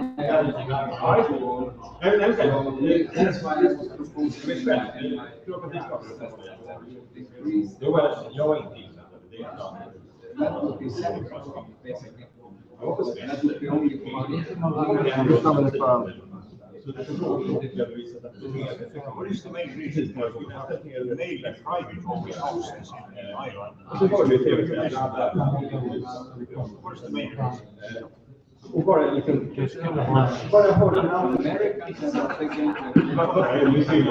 Jag visste liksom they were a long time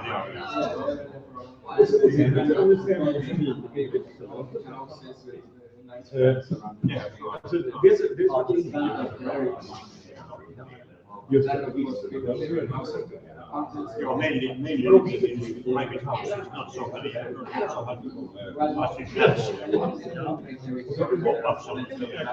was it's very long. Just private ownership mostly independent.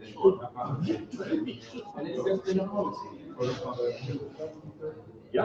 Increase the property by giving people to people. But the problem, for instance, in Helsinki and Stockholm as well, is that the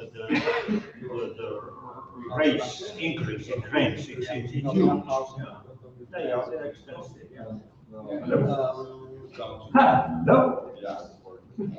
I said it moves high because, like you saw, we've been talking about 500. Okay, so let's few minutes more. Yeah. On average, over the years, 30% higher cost of living or basic products in Iceland. 30% lower. It's one reason is energy consequence, because your geo-energy is significantly. It's a higher, 30% Higher. To buy fruits, milk, and water. So, what we have to import. Okay, that's true, yeah, that's true. And also because the companies are greedy. Yeah. They don't. Everywhere they are greedy. Yeah, they can't get away with more systematic. But it was also in Finland, but it's also No, it's also 30% lower here. Prices of consumer goods. So that was also explained why we are 30%. And we cost that is in this But there have been devaluations now. People are coming even as tourists. I was choir singing in Iceland in April. 30% higher. Would there be room in the market for some local business that would sell stuff?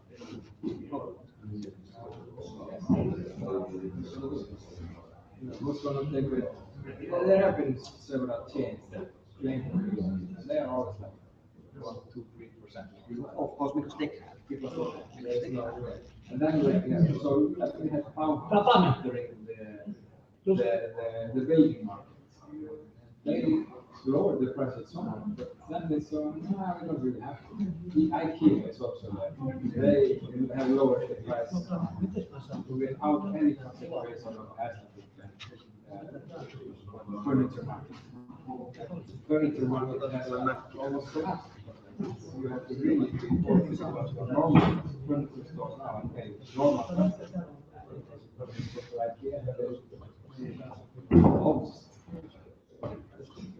In your figure of government expenditures, you didn't include the interest payments on those. How much is that? I remember the figure, it was like 80 billion per year. You think it's feasible to have like half of the budget of social security? The problem is that welfare costs and social security costs, they both to say what is the space between them. Some are healthcare, some are welfare, and some are social security. Basic income. Yeah, I try to do it that way. But shouldn't you exclude pensions? So, basically, what makes it okay? Just direct payments. Why? And not just because if you do that sneaky. Yeah, because we have to pay more to more persons because it's right. So telling anybody what you did. That will cost more than the current social system. Yeah, well, I didn't take a very high percentage. I was really thinking about the full basic. yeah, basically because more money to people, they pay more taxes of income. So it gives more taxes, but it doesn't solve the issue. That's why. And we also have to decide what we like as policy. Generally, it has to be able to lower taxes and still increase services.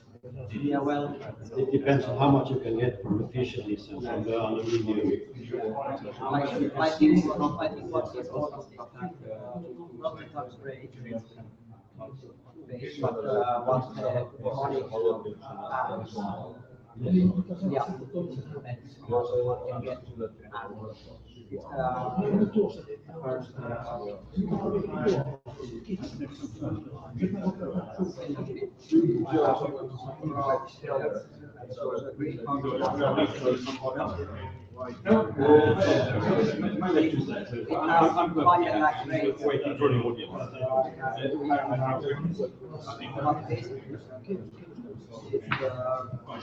Basically, it doesn't mean much. I agree with you.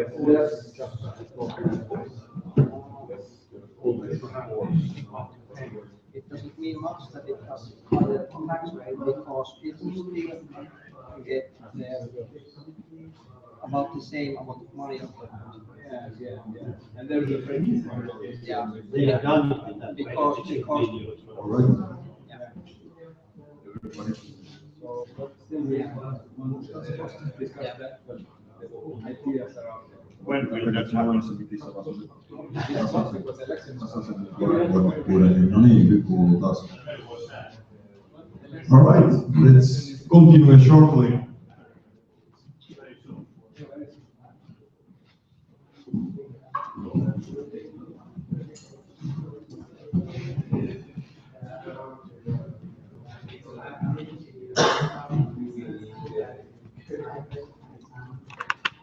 Should I say something?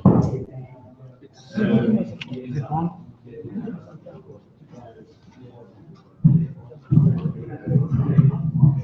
Right here.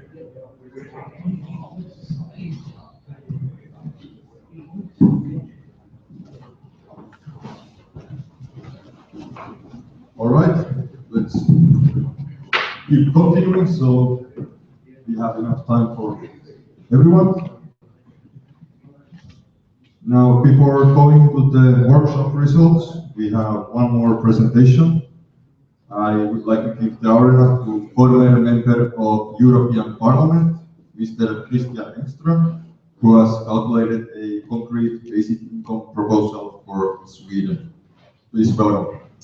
Thank you very much. Yes, my name is Engström. This is a proposal for how to implement basic income in Sweden. And the reason I made this proposal, or sort of draft proposal, is to try and make the discussion a bit more concrete, because sometimes discussions about basic income tend to become very visionary, which is fine.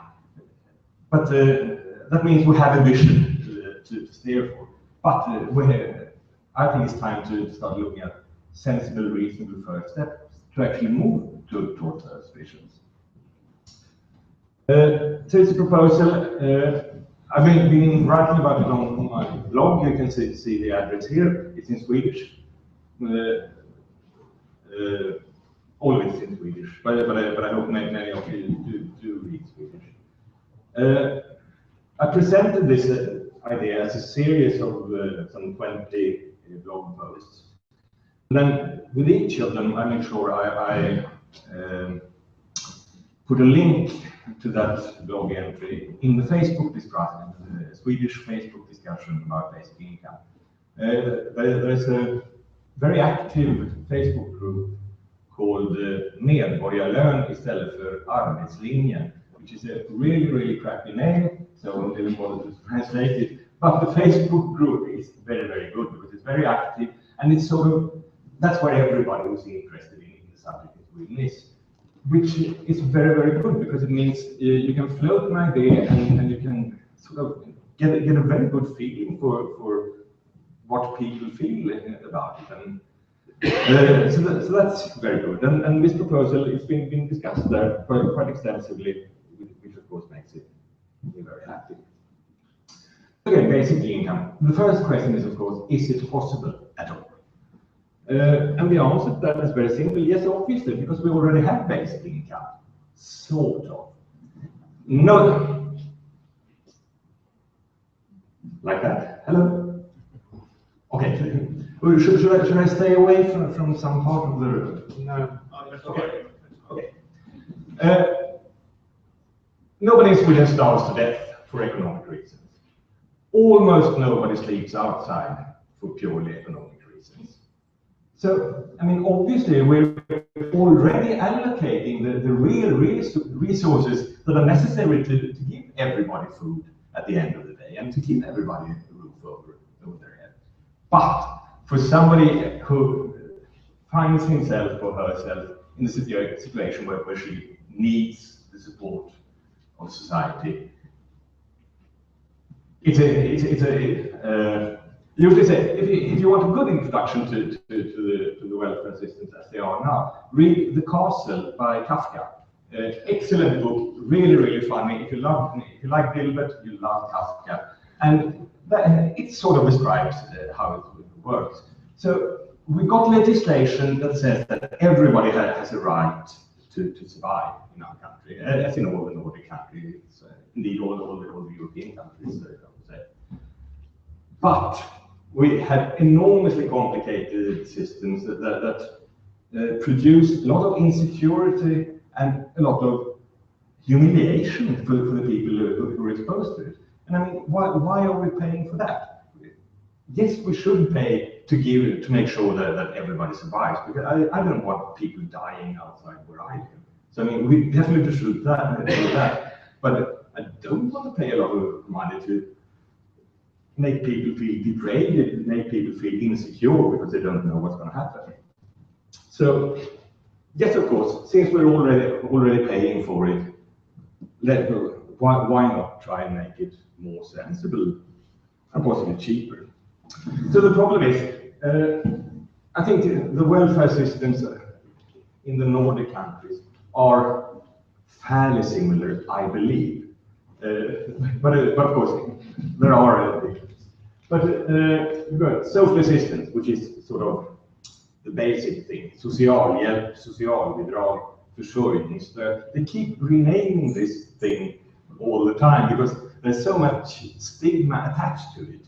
So after a while, the word becomes unusable and they invent a new word. They don't invent a new system, but they invent a new word, which is very, very confusing to a Swede. And the good thing about speaking in English is I can invent my own terms in English and translate them. So I'm calling this social assistance, and that is really the jaws of the welfare trap because it destroys the people who it's supposed to help. It's means tested, which means that there is a social officer that really looks at, goes into detail. You have to meet that person. To discuss with her. She will go through your bank account every month to make sure that you're behaving in the way that she or the system thinks you should, etc. Because and then she makes a decision. Because it's a person making a decision, it's arbitrary. I mean, depending on if you have a good social officer. You might get it. If you're unlucky, you might not. So there is a lot of insecurity for the person who gets this benefit. And it's very, very humiliating to have somebody go through your bank account every month. They don't do it all the time, but they can. They have the right to go to visit your home to make sure that you don't have any Picassos or Chagalls hanging on the walls. Because if you do, you would have to sell them.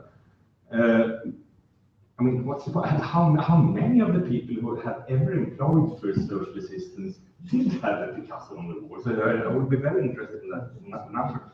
But the problem here is you have to be totally destitute to get social welfare. So if you have some money in the bank, well, make sure then you can't get any money from the state because you have to make sure that your bank balance is zero. You're not allowed to have too expensive things in your home. If you have a car, you're not allowed to have it. If you have a small company, you're most certainly not allowed to have it. I mean, that's the very, very first thing you have to do. And this is incredibly disruptive. If we take an imaginary person, he's not really managed to get a proper job, but most of the time he manages to sort of yeah, he manages by doing odd jobs here and there. It's got an old car, and it's got some tools so he can do some stuff. But then 1 or 2 months, the simply are no jobs, so he has to go to apply for social assistance. Well, like I said, the very first thing, he has to get rid of his small company, has to get rid of his car, has to get rid of his tools. Okay, suppose a couple of months later that things lighten up, there would be work for him. Well, now he can't take that work because the system that we have designed have really made sure that he, once you get the social assistance once, the system does everything it can to try and keep you on social. You would think it's some kind of mobile operator with the terms and conditions. I mean, they do that way.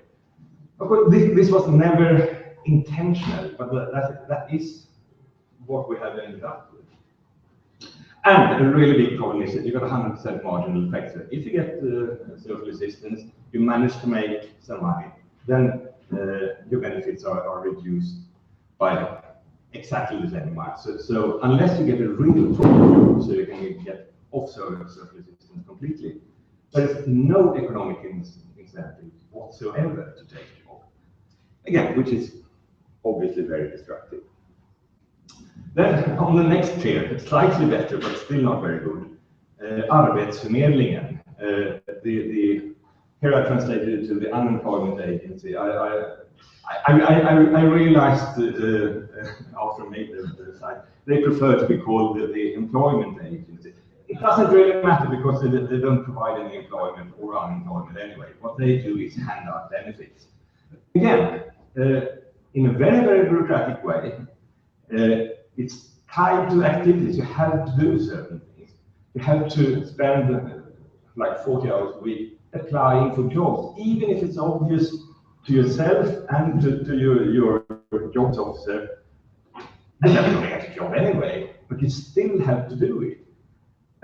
It's a bureaucratic maze. There are so many rules that you have to follow, and they sometimes contradict each other, and it's really, really complicated. And also, it's time limited. It's income related. So if you have a good reasonable paying job, you get unemployed. In the beginning, you get 80% of your salary, but that drops very, very rapidly. And then there is a final, final point. It's supposed to be time limited, so after a certain period of time, you don't get any benefits at all. But the way the system is set up is then the employment agency will put you on some course, and then you will be qualified for the new benefits, etc. So it takes a while, but in principle, at least, it's time limited. So, and if you, for one reason or another, disqualify yourself for getting these unemployment benefits, well, then it's down to the social assistance, which is like even more destructive. So the question is, could we design something better? And like I said, I want to be concrete, I want to be here and now, I don't want to be more visionary than necessary, so to speak. So I want to have a system that's economically realistic in the sense that you can do the math without having to very often when politicians want to do something, they present a proposal, which is expensive, and then they say, well, dynamic effects will pay for it. Maybe they will, but maybe they won't. I want to have a system that you can make ends meet without having to hope that fantastic magic things are going to happen. I do hope that fantastic magic things are going to happen, but let's see. But the second one is perhaps even more interesting, politically realistic. There's no some proposals for basic income. They say, okay, let's get rid of all social welfare programs. Let's replace them with basic income. That would be very impossible unless, okay, it could work if the basic income is so high that it's higher than any of the existing benefits. But I mean, then it's not going to be economically realistic. If it's economically realistic, then some groups would lose out. In particular, people with disability functions, disability pensions, people who are long-term sickness. Those are income related as well. I mean, imagine that you're a politician, you put forward a proposal, you're on television, they will first show a family with one or two disabled family members who will get their benefits reduced drastically. And then you're in the studio and the reporter asks, well, you're proposing to take away half the money for this family. How do you defend that? Well, you can't. You obviously can't. And every politician who's ever been on television knows that. So if you're an activist trying to present something that you want politicians you're presenting ideas that you want politicians to steal. I mean, we're pirates, we like it when people steal ideas, our ideas in particular. I mean, that's not going to happen. So it has to take the political things into consideration as well. I should add that I mean, personally, I don't even want to lower the disability pensions for a lot of people. But even if I did want that, it would still be impossible. Another example, in the first presentation we saw, that was a very good illustration of this point. If you ask people, how do you feel about basic income? 70% or whatever said, it's a good idea. Then you ask, how do you feel about basic income if we have to raise the tax as much as we would have to raise it? Then 70% say it's a bad idea. So raising the income tax for normal incomes, that's also more or less politically impossible, because no matter how good your proposal is for what it's actually meant to achieve, all the focus will be on the 50 euros that a normal family is going to lose each month. That's what the discussion is going to be about. So for that reason, I specifically designed this proposal without making any without raising any price at all. I'll get back to that. So, right, here's the proposal. 8,333 Swedish krona per month. Why that particular? Well, it's 100,000 a year. And it is sort of where it's not only numerology that 100,000 a year is a nice figure. This is roughly where the current benefits are. Social assistance in Sweden is divided into two parts. There's the general assistance, which is about 400 euros, 3,800 kronor. And then you get a housing allowance, which is up. It depends, it varies with local authority, etc. But for a single person without children, it's usually, there's a limit around 500 euros. So 900 euros is as close, I mean, since it varies with the housing cost, you can't get an exact number, but it's as close as I can get to what the current level is. Now, it could be argued that this is too little, because if you're on social assistance, you can get some extra money. If you get dental problems, you will get extra money to go to the dentist, etc. So perhaps it should be a little more, but okay. So somewhere between 900 and perhaps 1,100 euros. That seems to be what most people in this Facebook group in Sweden feel is a really reasonable level. But anyway, I did this rough calculation on the lowest possible, because I want a livable basic income. I don't want a partial basic income, because some of the financing, or most of the financing, will be removing current system. If you have a basic income that is too low to live on, then you can't really remove any of the existing systems. So yeah, So anyway, about 900 euros to everybody between 19 and 64. Again, many people who talk about basic income say it should go to everybody. Okay, you could make a system like that. I don't want to make a system like that. Pensioners already have basic income. I mean, that's the very definition of pension. You get money every month. You don't have to do anything. Nobody that's what you want to do with it. It's your own business. So they already have it. You could argue that the pensions are too low.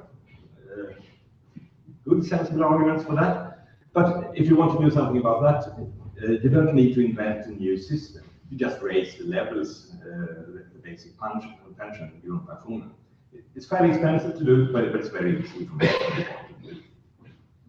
Same or similar thing with children. Children are already supported, whether they work or not. They're not supposed to work. But anyway, they are supported by their parents according to law. But it's, well, the people in the middle, between 19 and 64. Why do I say 19 and not 18 or 20, which would be more common? Because 19 is the age where it's most common to leave secondary school, gymnasium. About 70% of pupils leave the gymnasium when they're 19. So, okay, it's not going to be perfect. I mean, there are 18-year-olds who don't go to school, who have a family, who are adults in every sense, and they would need it. There are some people who still live with their parents and go to school. But, okay, 19 anyway is sort of the best compromise. Because I specifically don't want to say that you get it once you're no longer in secondary school, because that would be an economic incentive for people to leave secondary school prematurely. So we don't want to do it. There are lots and lots of details where you probably have to be very, very careful. But again, it's the draft. The purpose is that we should be able to discuss it, and I'm sure lots of things will come up. To everybody living in Sweden, very important, not connected to citizenship. In Swedish, basic income is unfortunately sometimes called medborgarlön, which means citizen's salary. Bad name for two reasons. One is salary means that's compensation for doing something, and that's the very opposite of basic income. But more importantly, citizens might lead people to think that it would only be for Swedish citizens. That's not how our service systems work today. In Sweden, we have 10 million inhabitants, about 750,000 are not Swedish citizens. The largest individual group is Finns. There are 60,000 Finns living in Sweden. Many of them have lived there for decades, paid taxes, done everything. Really, I mean, we obviously can't present a system that would suddenly put all these people on the street without any means of supporting themselves if they happen to be without a job. One of the arguments you often hear against basic income is that, oh, this is going to be so good that everybody in the whole world will want to move to our country and just live off our basic income. That's not a valid argument. Already, there's probably 1 billion people who would want to move to Sweden, but they can't because it's illegal. If you're an EU citizen, you're allowed to move to Sweden if you have a job or if you're looking for a job and get one within 3 months. If you're not an EU citizen, you're not allowed to move to Sweden at all, unless you get a special permission because you got refugee reasons or things like that. So I mean, it's unfortunate. I hate the fact that we have closed borders, but we do. Every European country, every country does, in fact. So I mean, that's not going to change. There are rules for determining who's eligible for the welfare systems today. I propose no changes at all to those rules. So it's not a problem that will increase with basic income. So okay, this is the basic model.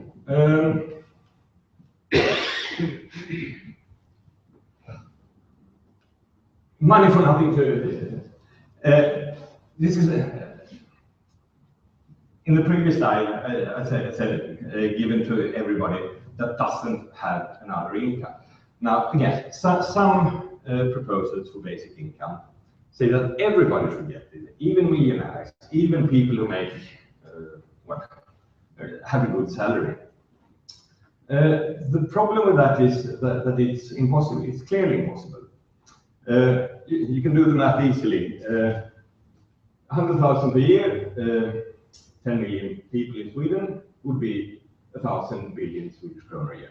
Now, I'm going to be talking quite a lot about numbers in billions of Swedish kronor, which won't really make any sense to any of you for two reasons. It's the wrong currency, and it's the wrong size of population. So I mean, even if it was in euros, you couldn't transfer it to Finland or Iceland or anything. So what's interesting about these numbers is that you have to compare them. The total public value is about 1,800 billion in Sweden. Half of that is the government. The government budget is about 900 billion. So that's what you have to compare. And I mean, if all of the government spending is 900 million, you quite obviously can't add 1,000 billion to that. And you can't, it's impossible. Somewhere around, if it's 150 to 200 billion, then it's feasible. If it's more than that, it's probably going to be impossible. So, yeah. But, okay. I see this as a problem because many people who actually are in favor of basic income still talk about it as giving money to everybody. Okay, mathematically, you could say that if you give it to everybody, if you give everybody €1,000 a month, and then you raise the taxes for everybody with €1,000 a month, okay, then you could do it. But I mean, if you made that would make no change at all for anybody. Then you're just playing with words. So I think it's much better to talk about the net effects, and then you give it to the people without any income. You let it let the benefits slide down when people start making their own money, but never with 100% marginal effect as it is today. So this is the model, negative income tax. And what I'm proposing would be that you get this benefit of €900. When you start making money yourself, a third of the money you make will be subtracted from the basic income benefit. Then I have an income tax in Sweden, which is 33% roughly for people with low or medium wages, the marginal tax. And you would get to keep 33% in your pocket. So well, it's a marginal effect of 67% or 66%. It's higher than I would have wanted. It's yeah, it's more than Milton Friedman proposed, because he mentioned 50, but then he obviously wasn't talking about how Sweden looks today, because I don't know if he ever was to Sweden. Yes, he got a Nobel Prize, but anyway, I don't think he studied the current Swedish tax system in detail. So yeah, 67% is more than I would have wanted, but it's infinitely better than 100% that we have today, which you have to remember. And also, I would say, I've been talking to people who've been living on these very low levels, and they say that when you're living on that level, every 100 kronor, every 10 euros you get is worth so incredibly much. It's worth, if you get 10 euros extra, it's worth 100 euros extra statistically, because you can really use that money. It really makes a difference, because the first money you have, all of it goes to getting a roof over your head and food in your stomach. Everything that is the smallest luxury, it's worth more subjectively. So I don't. It's unfortunate that has to be so high, but I don't see that as a really big problem. So, okay, how much would this cost? Well, that depends on how many people there are and how much they earn. Now, Sweden is a fantastic country, and all the Nordic countries are equally fantastic when it comes to having lots and lots and lots of publicly available statistics. These are the income statistics, and it's divided into percentiles. So each of these represents 1% of the population in working age. So we can see here that the top percent, the 1%, make 120,000 a month, which is just divided by 10 to get a rough estimate in euros. So they get like 12,000 euros a month.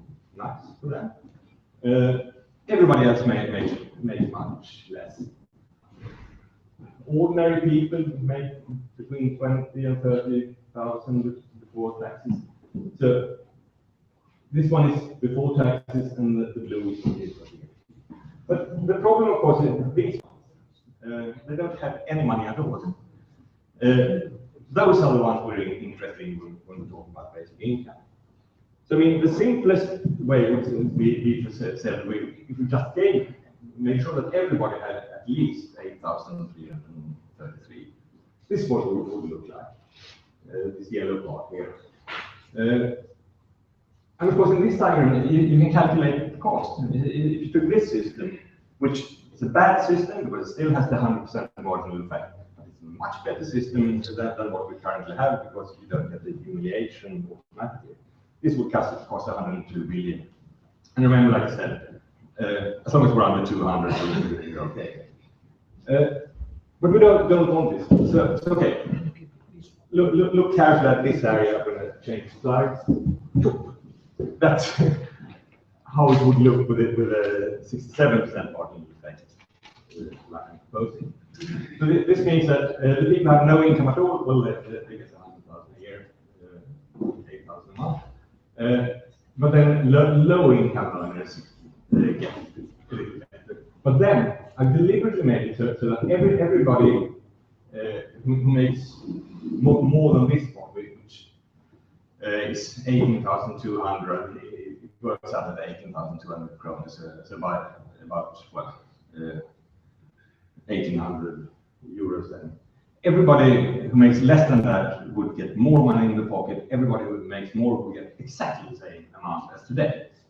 So that means we don't have to have the discussion of what's going to happen with those 10 or 20 euros a month for the middle income families, because I don't want that discussion. So okay, what's the cost of this? This would cost 132 billion. Fine. In the right area. For financing, like I said, most of the financing will come from removing systems that are no longer necessary, and then they got one tax increase. First of all, social assistance. I mean, obviously, that's going to be replaced completely. The payouts today are 11 billion. I have not included any savings for the social assistance, the social workers who are currently administering this. This is quite expensive. This is the most expensive welfare system we have in terms of administration. The administration costs are between 3 and 4 billion, so around 35% of what's actually being paid out. That's a lot more than any other systems. Now, there is this idea among many people, in particular on the right-hand side of the political spectrum. They believe that the bureaucracy would be even more, that it might even be more than what's being paid out, etc. That is not true. So the system is very expensive, about 35%. The next, the unemployment agency got an administration cost of about 8%, and the other sickness insurance, etc., only has like 2 or 3% in bureaucracy costs. So you can't save enormous amounts of money by getting rid of the bureaucracy, but you can save a lot of suffering, humiliation, and insecurity for the people who get exposed to that bureaucracy. That's where. So this is 11 billion. Then student aid, because the system in Sweden, I think it's the same in the other Nordic countries. if you're a student at the university, you get some money as a gift from the government, but most of it as a loan. In Sweden, you get 100,000 kronor a year, which is exactly the same level as I'm proposing for the basic income. But only 28% a gift from the government, 72% have to pay back. In this calculation, I've assumed that students would be given basic income. So that would mean that they would have no debts at all when they finish university. That would be very generous indeed, perhaps too generous. Generally speaking, people who just graduated from university are not one of the most disadvantaged groups in society. It's debatable if you want to spend so much money on those. But even if you do, you would still get 17 billion as a contribution. And then we go to Arbetsförmedlingen, well, the public employment. Expensive, 64 billion. Most of that is money that goes through the employment agency and is handed out as benefits in various ways. Like I said, this is yeah. So I'm proposing, let's get rid of that. Let's have the basic income. Now, of course, today, like I said, the unemployment benefits are income related, at least in the beginning when you're unemployed. This wouldn't be. So there will be room for private insurance for people with medium or high incomes. But then that only applies to people with medium or high incomes, and they can obviously afford it because they have medium or high incomes. It's up to them to decide if they want to take insurance, perhaps with the union, perhaps with a private company, or if they prefer to just put money in the bank and save it. It's up to them. Yeah, but at least they will always get the basic income to start with, so an insurance like that wouldn't have to be terribly expensive. And then I do want to raise one tax, unified VAT. In Sweden, as in most other European countries, there are different VAT rates for different things, in particular lower VAT on food. The argument that the lobbyists from the food industry used when they got this lower tax was households spend proportionately more on food than high-income households. That is not true.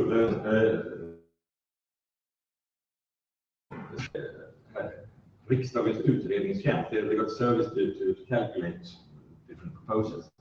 They had a look at this and found that the four quarters, the households, they both spend between 15 and 16% on food. So it's the same. If we raise the VAT, they will both spend 17, 18 on food. But there is no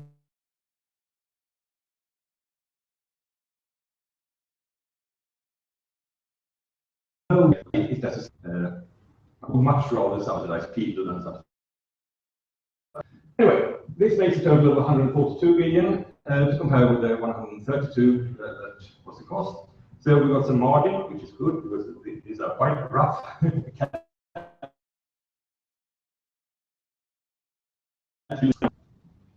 Yeah, I mentioned it before, but I'll talk about it again. What I'm not touching, again, to make it politically impossible, I'm leaving the sickness insurance as it is. I'm leaving disability pensions as they are. And I'm leaving all the child and family benefits as they are. In the government's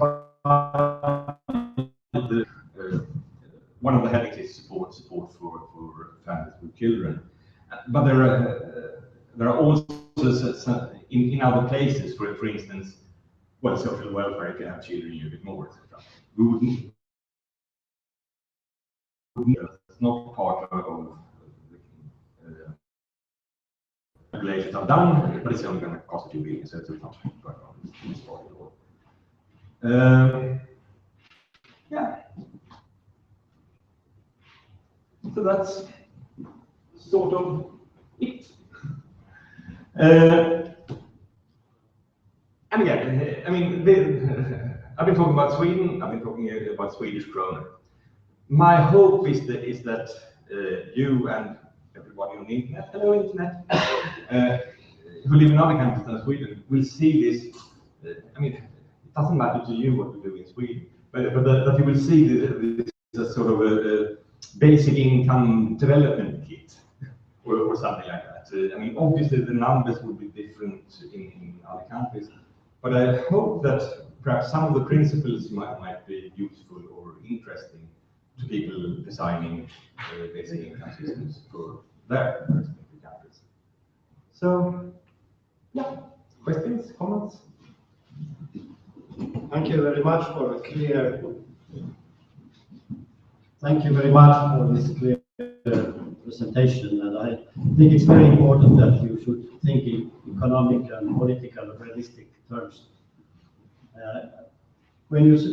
There are some benefits which you wouldn't include, as you had it, but if you get this basic thing, and then you may get parental benefits on top of that, perhaps.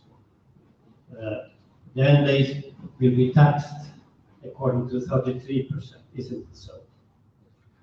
Then you will have more money than you have, and the 142 billion. Yes, adding the benefits for parents, etc. But I think it's only a couple of billion, so it doesn't really make all that difference. As I say, I mean, what should happen? This is sort of a back of an envelope calculation. My goal with doing this was to present something that is good enough to warrant a proper calculation.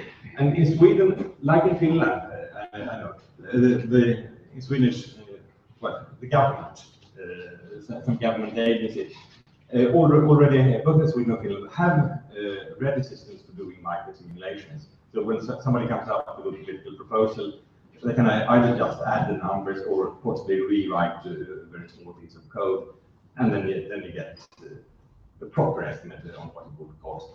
My goal in running around giving this presentation is that somebody, either a political party that's represented in parliament or a think tank, would become interested enough to ask for a proper calculation. I don't think it's going to be very expensive at all, or very difficult at all. But somebody has to ask, but that should obviously be the next step. All right. Any further questions? Yeah, I'm not sure your argument on the VAT thing is quite accurate. I mean, yeah, like the situation in Finland tends to be that less well-to-do people tend to buy what they can, what they want. So their money kind of goes towards processed foods and things that are bad for you, and through their highly, argument against raising the VAT, especially. I mean, yeah, I wouldn't raise the VAT on food. That's like not a good thing to do. Even though we would, we would buy some farm food. So, yeah, I mean, I can understand that you're surprised when I say that the lower VAT on food has absolutely no income distribution effect at all, because everybody thinks it does. I used to think it did as well, but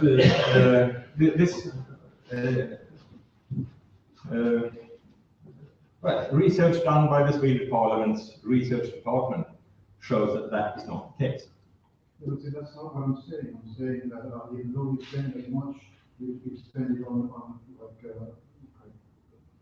whereas food than you do now. And one of the good things Sweden has going for itself is actually having cheap food. Well, the lower VAT applies to all food, including real junk food. So that's not an argument. It's the same VAT level for chips as it is for broccoli.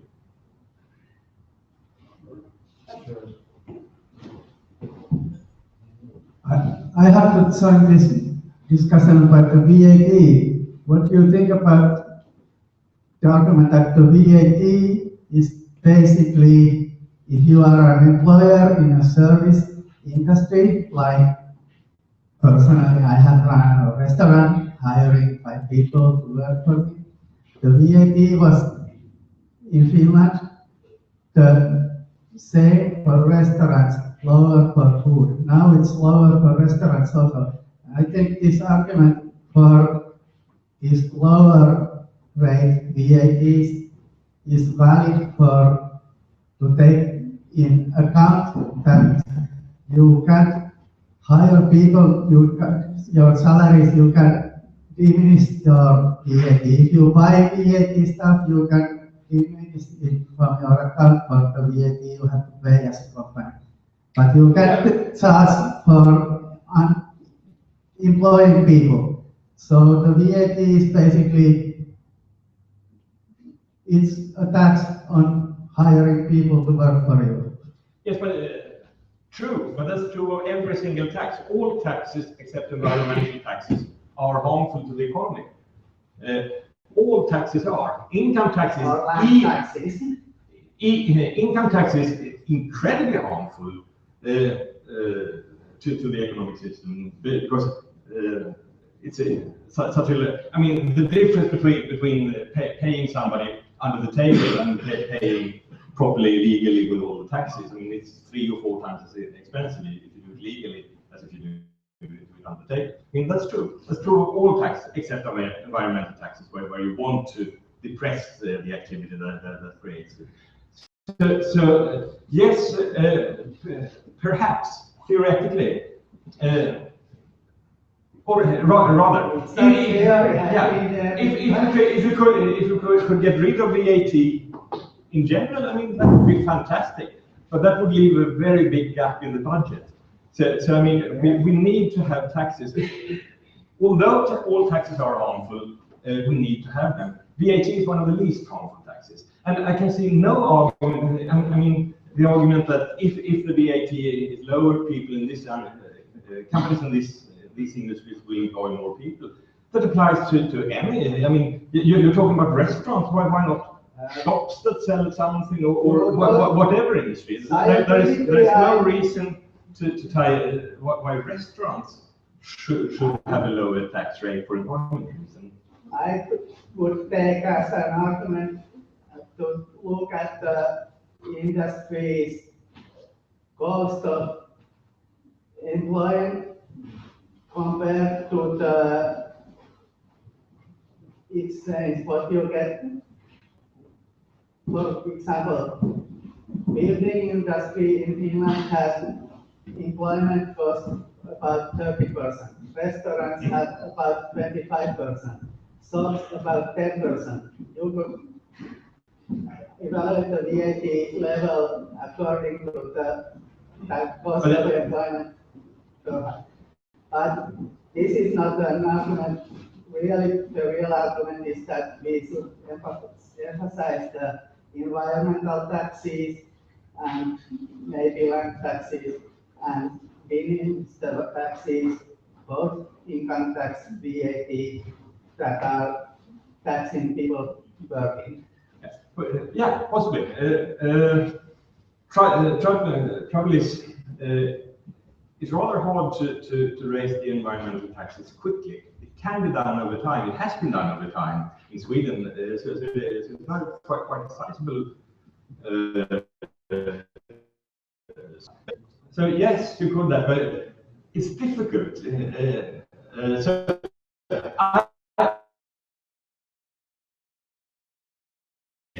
to make these industries pay the same taxes as a subsidy. You could argue should the lower taxes be seen as subsidies or not. But if you look at the subsidy to the food industry, food and restaurant industry, that accounts for 35 billion out of these 50 billion. Now, as a comparison, the child allowance, barnbidraget, costs 25 billion. The entire Swedish defense costs 50 billion. So the subsidy to the food industry is right between those two. I mean, that's a lot of money going to a particular industry when there is no income distribution effect at all. And also the VAT is very important for the government budget. Yeah, it's all taxes. Yes. No, I need to cut this out because we are running over time. I'm always one short question more. So you said the basic income wouldn't go to everybody. How do you in practice make it so that guy who earns like 1,000 SEK per month gets an excellent amount of basic income he should get? Easily, through the tax system. We already have a tax system in Sweden as in Finland. So the tax authority knows exactly how much every individual makes every year. Now, there's a practical problem that the tax authorities don't know it per month. But in Finland, that will be solved by 2019. In Sweden, the same thing is on the way. And by 2018, I think, the government will know exactly per month how much everybody knows. So the amount of extra administration need is zero.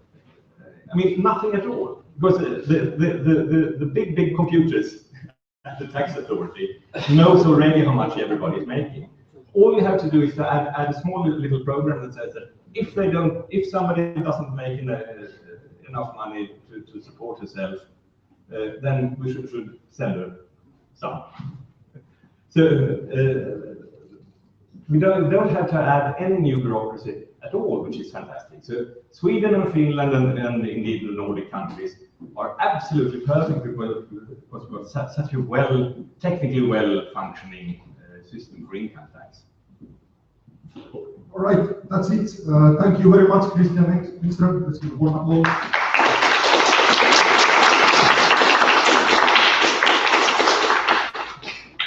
We have one more section for this seminar, and that would be Jouko Hemmi from Basic Income Network Finland. Just a couple of minutes of break. You set up the computer.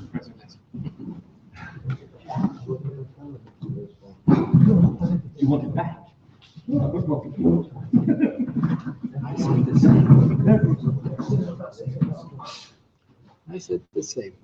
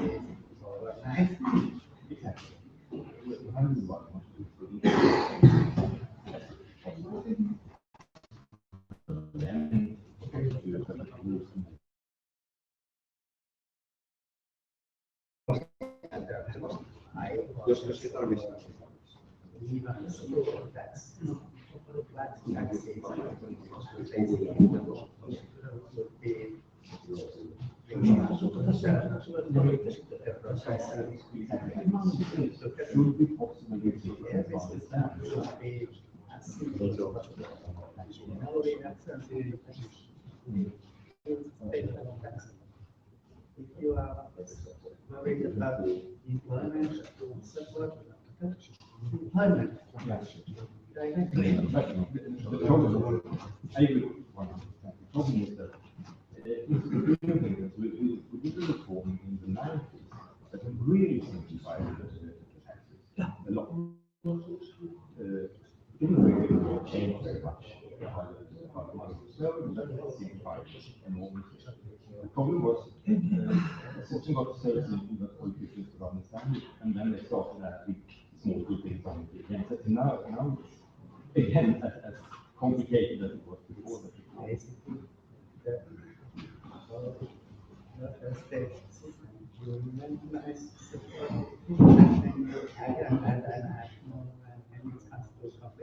Nobody understands. Even the social security they have over 100 benefits in the nobody in the house knows all of that. Yeah, and that is of course part of that, but the other barriers to people. That's really It's arbitrary, even if it goes the same way every time. Yeah. That's like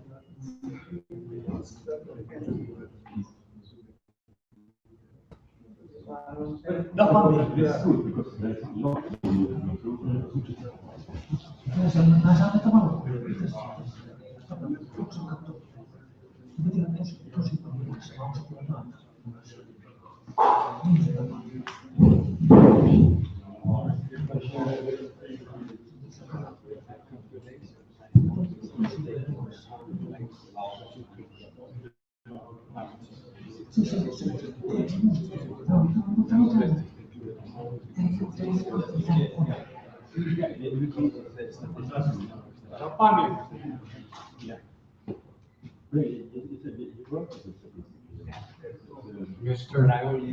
Mr. Karvinen.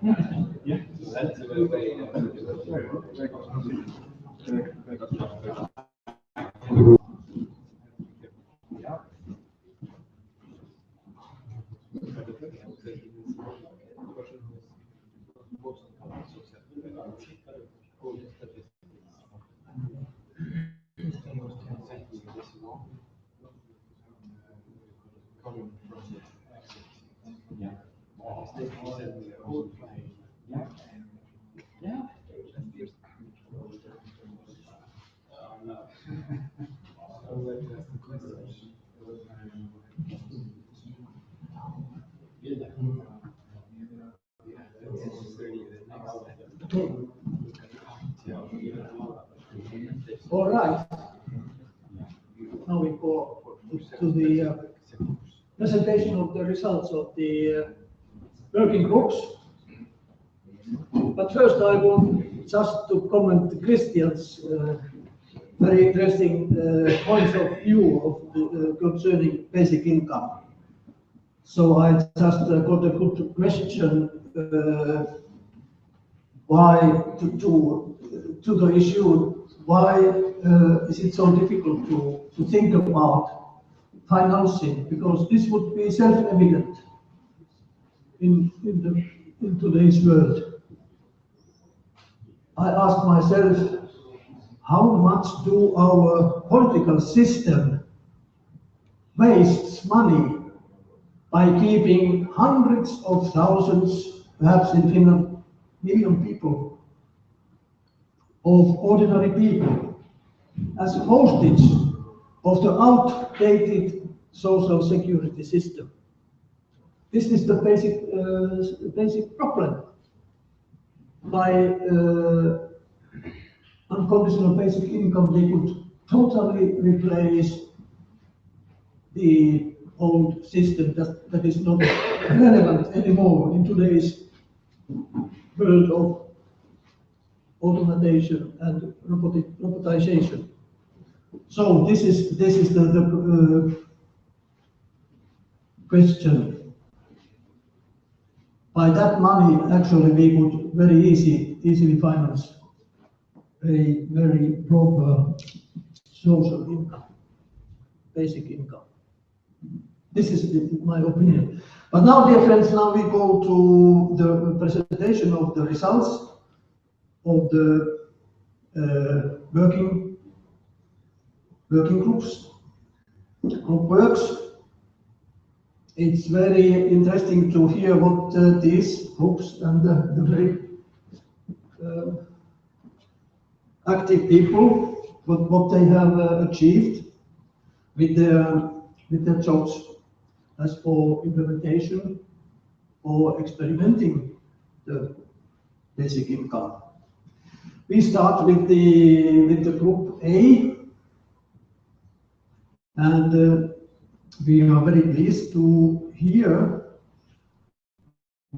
what UBI, unconstrained basic income, could have on small and micro entrepreneurs, even self-employed people, perhaps even people who are working on so-called zero agreements.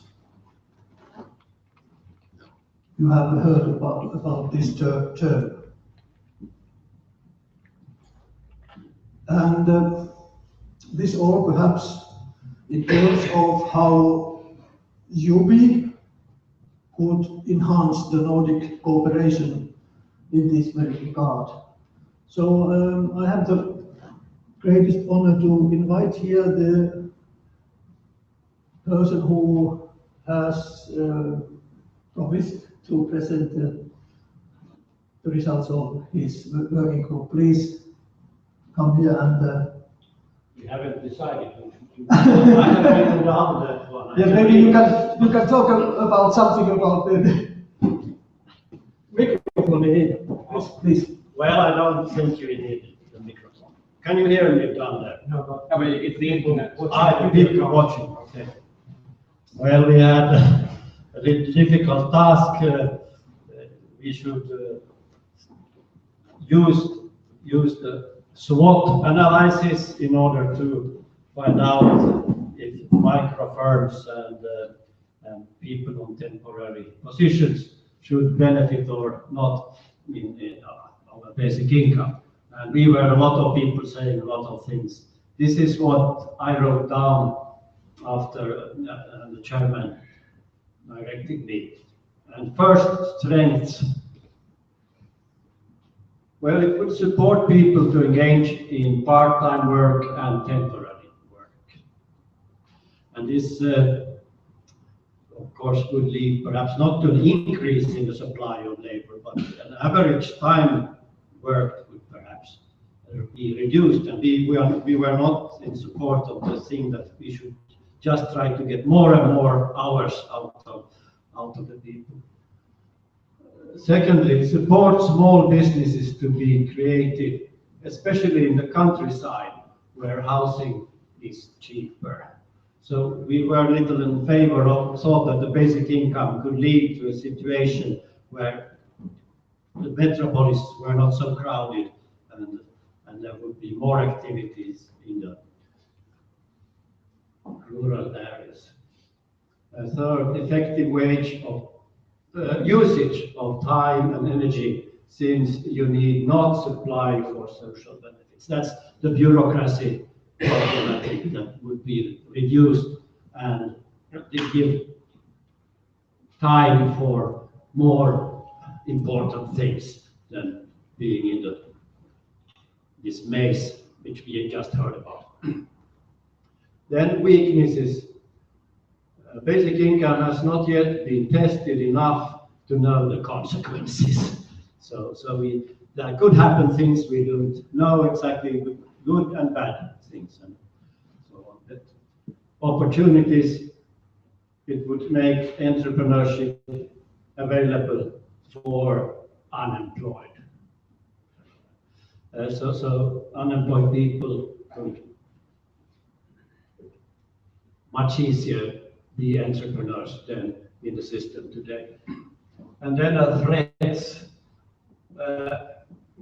One threat we discussed was that there could be a very tough competition between self-employed people, even globally, when you have platforms which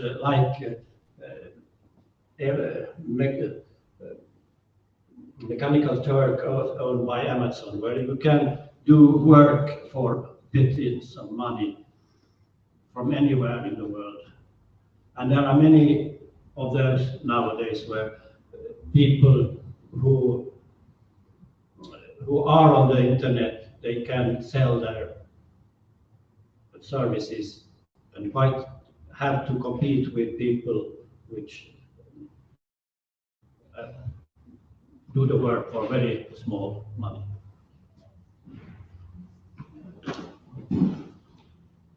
Thank you. Jakob. You have 2 mics now. Okay. Only we need 1. Yeah, if somebody in the audience has something to ask to the members of this group, please give your questions. I actually do. So,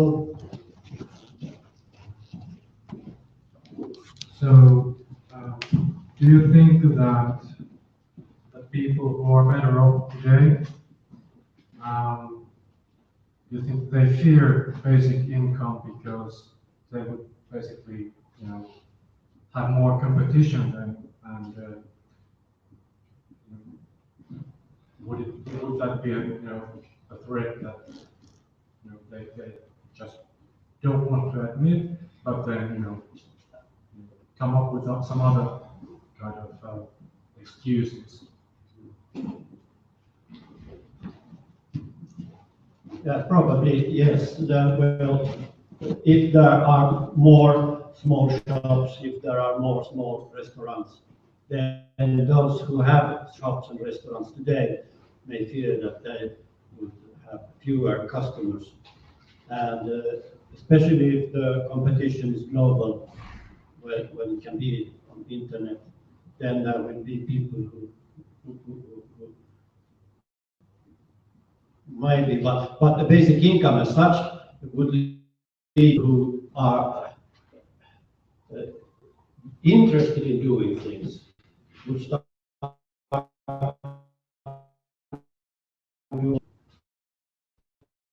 and this income from the very have to pay more in order to get people to do it. But of course, if trade unions in Finland or where they seem to be afraid of the basic income, and we have to tell them or show that they need not be that afraid, at least that there are many advantages for ordinary workers if there was this basic income also. But when it comes to political realism in Finland and Sweden, things like if we don't get social democrats and trade unions interested in these things, it will not be politically possible to get it. perhaps I can give my answer, or just continue what was said here. This issue, because the trade unions or labor unions, they used to accuse people as lazy and lay on their laurels. What is this in English? I don't know, but this is not the case. This is not right.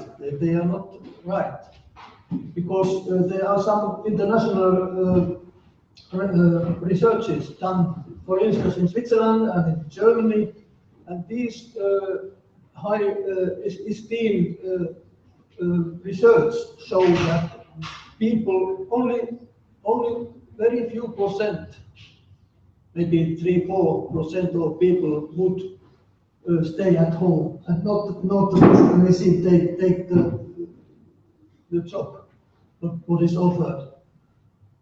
And additionally, it's a question of, if we think the benefits of the basic income. So for sure, also some international researchers show that supply and demand of work meet very closely together.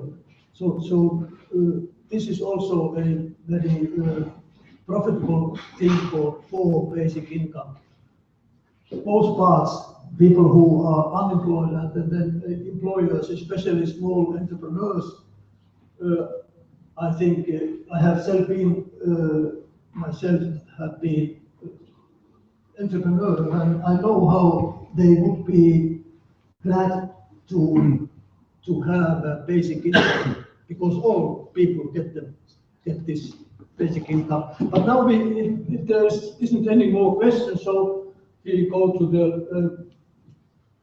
the last group presentation of the group, where people, the members, handle the students. And you please look at the present the results. Just a minute. We don't have many points on this person was a bit off also.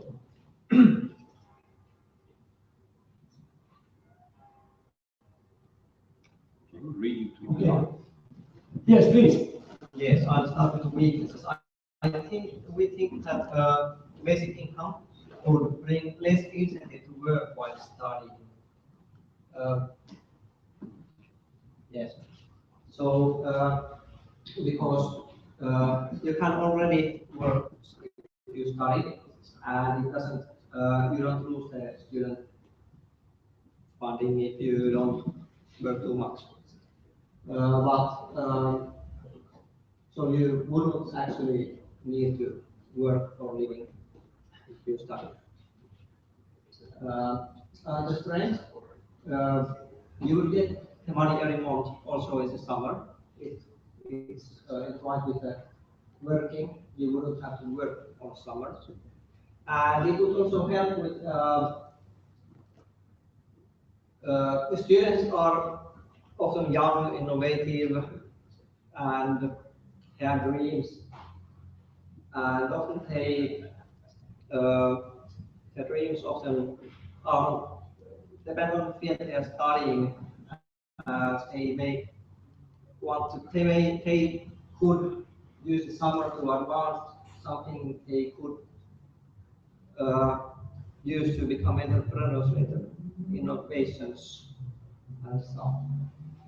Students would get more money than right now. Right now, in Finland, 100 euros for living, and like a bit more than that for other things.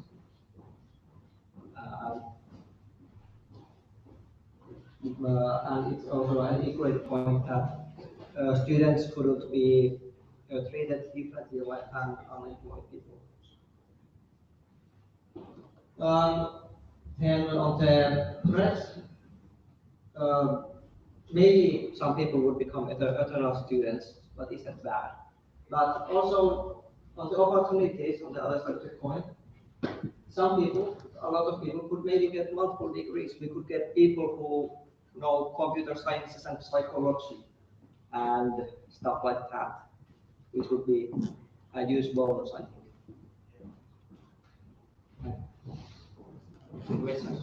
Questions?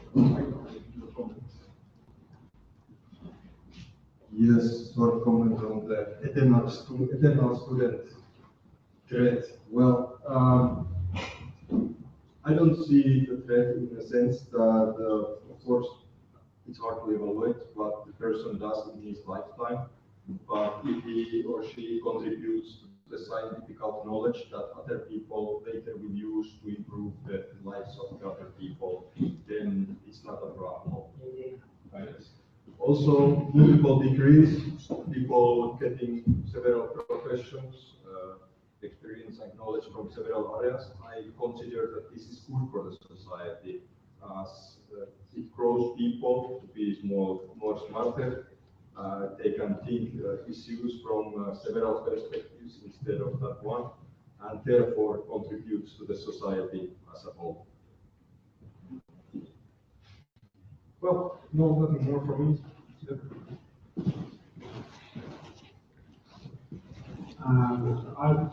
I want to comment on the weakness, less incentive to work while studying. Some companies actually pay their their employees to study, or now even to sleep more.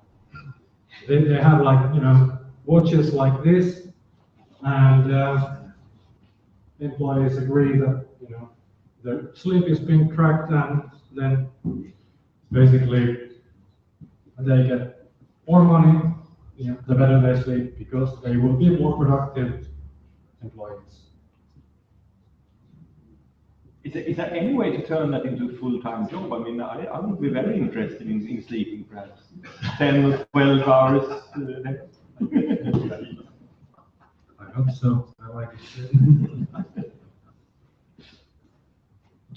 Anyone else?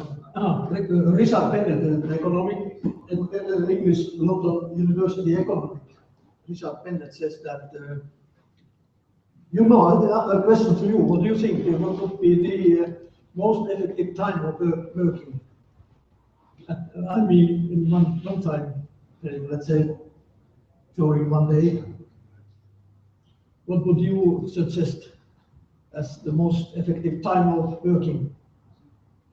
In periods, cut in periods, or Not directly related, but I heard people generally speaking get less creative after 25 hours a day.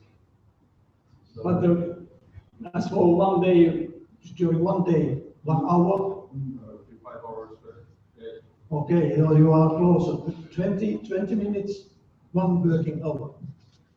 I mean, 20 minutes, in 20 minutes drills. Yeah, okay. This is very good to remember. But as for students, perhaps they are the only group of people who are suffering in some times. They have some allowances or maybe salaries for some jobs, preliminary, or how do you say in English, preliminary jobs, short jobs, but they don't get any money for 3 months or so. It's only group who must rely on bank loans. And on such overgoing periods, for students is the best advantage to get from out of the basic income during such periods of time, let's say in summer times. So, and there are some other advantages that maybe not emphasize this here, but keep them in mind for next time. But for my part, I just conclude this session, and I thank you everybody for participation. It was nice to meet you all here, and we just continue, and I hope we can meet each other in Copenhagen conference 22-23 September. There will be held the first conference of 2 days on Nordic basic income. I know Christian and at least me and Simo from Basic Income Finland organization will hope Jan also comes from Turku. Okay, thank you very much. Thank you, Jouko.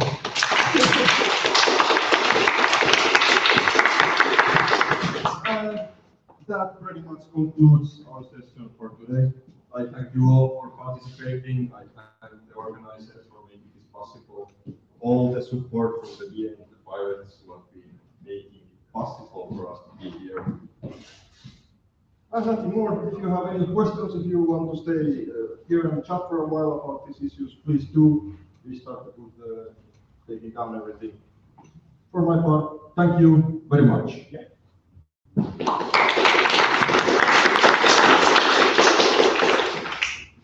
By the way, I started tracking my sleep, and it's been a gamifying experience, and the result is I have better memory and performance at work. Okay.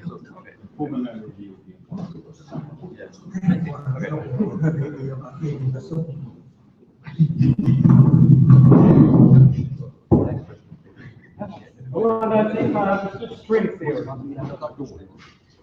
Sure, I like him with dates, I kind of use the how do you say it, properties or exact specifications of music that will be proposed. But like, yeah, I think it's very clear.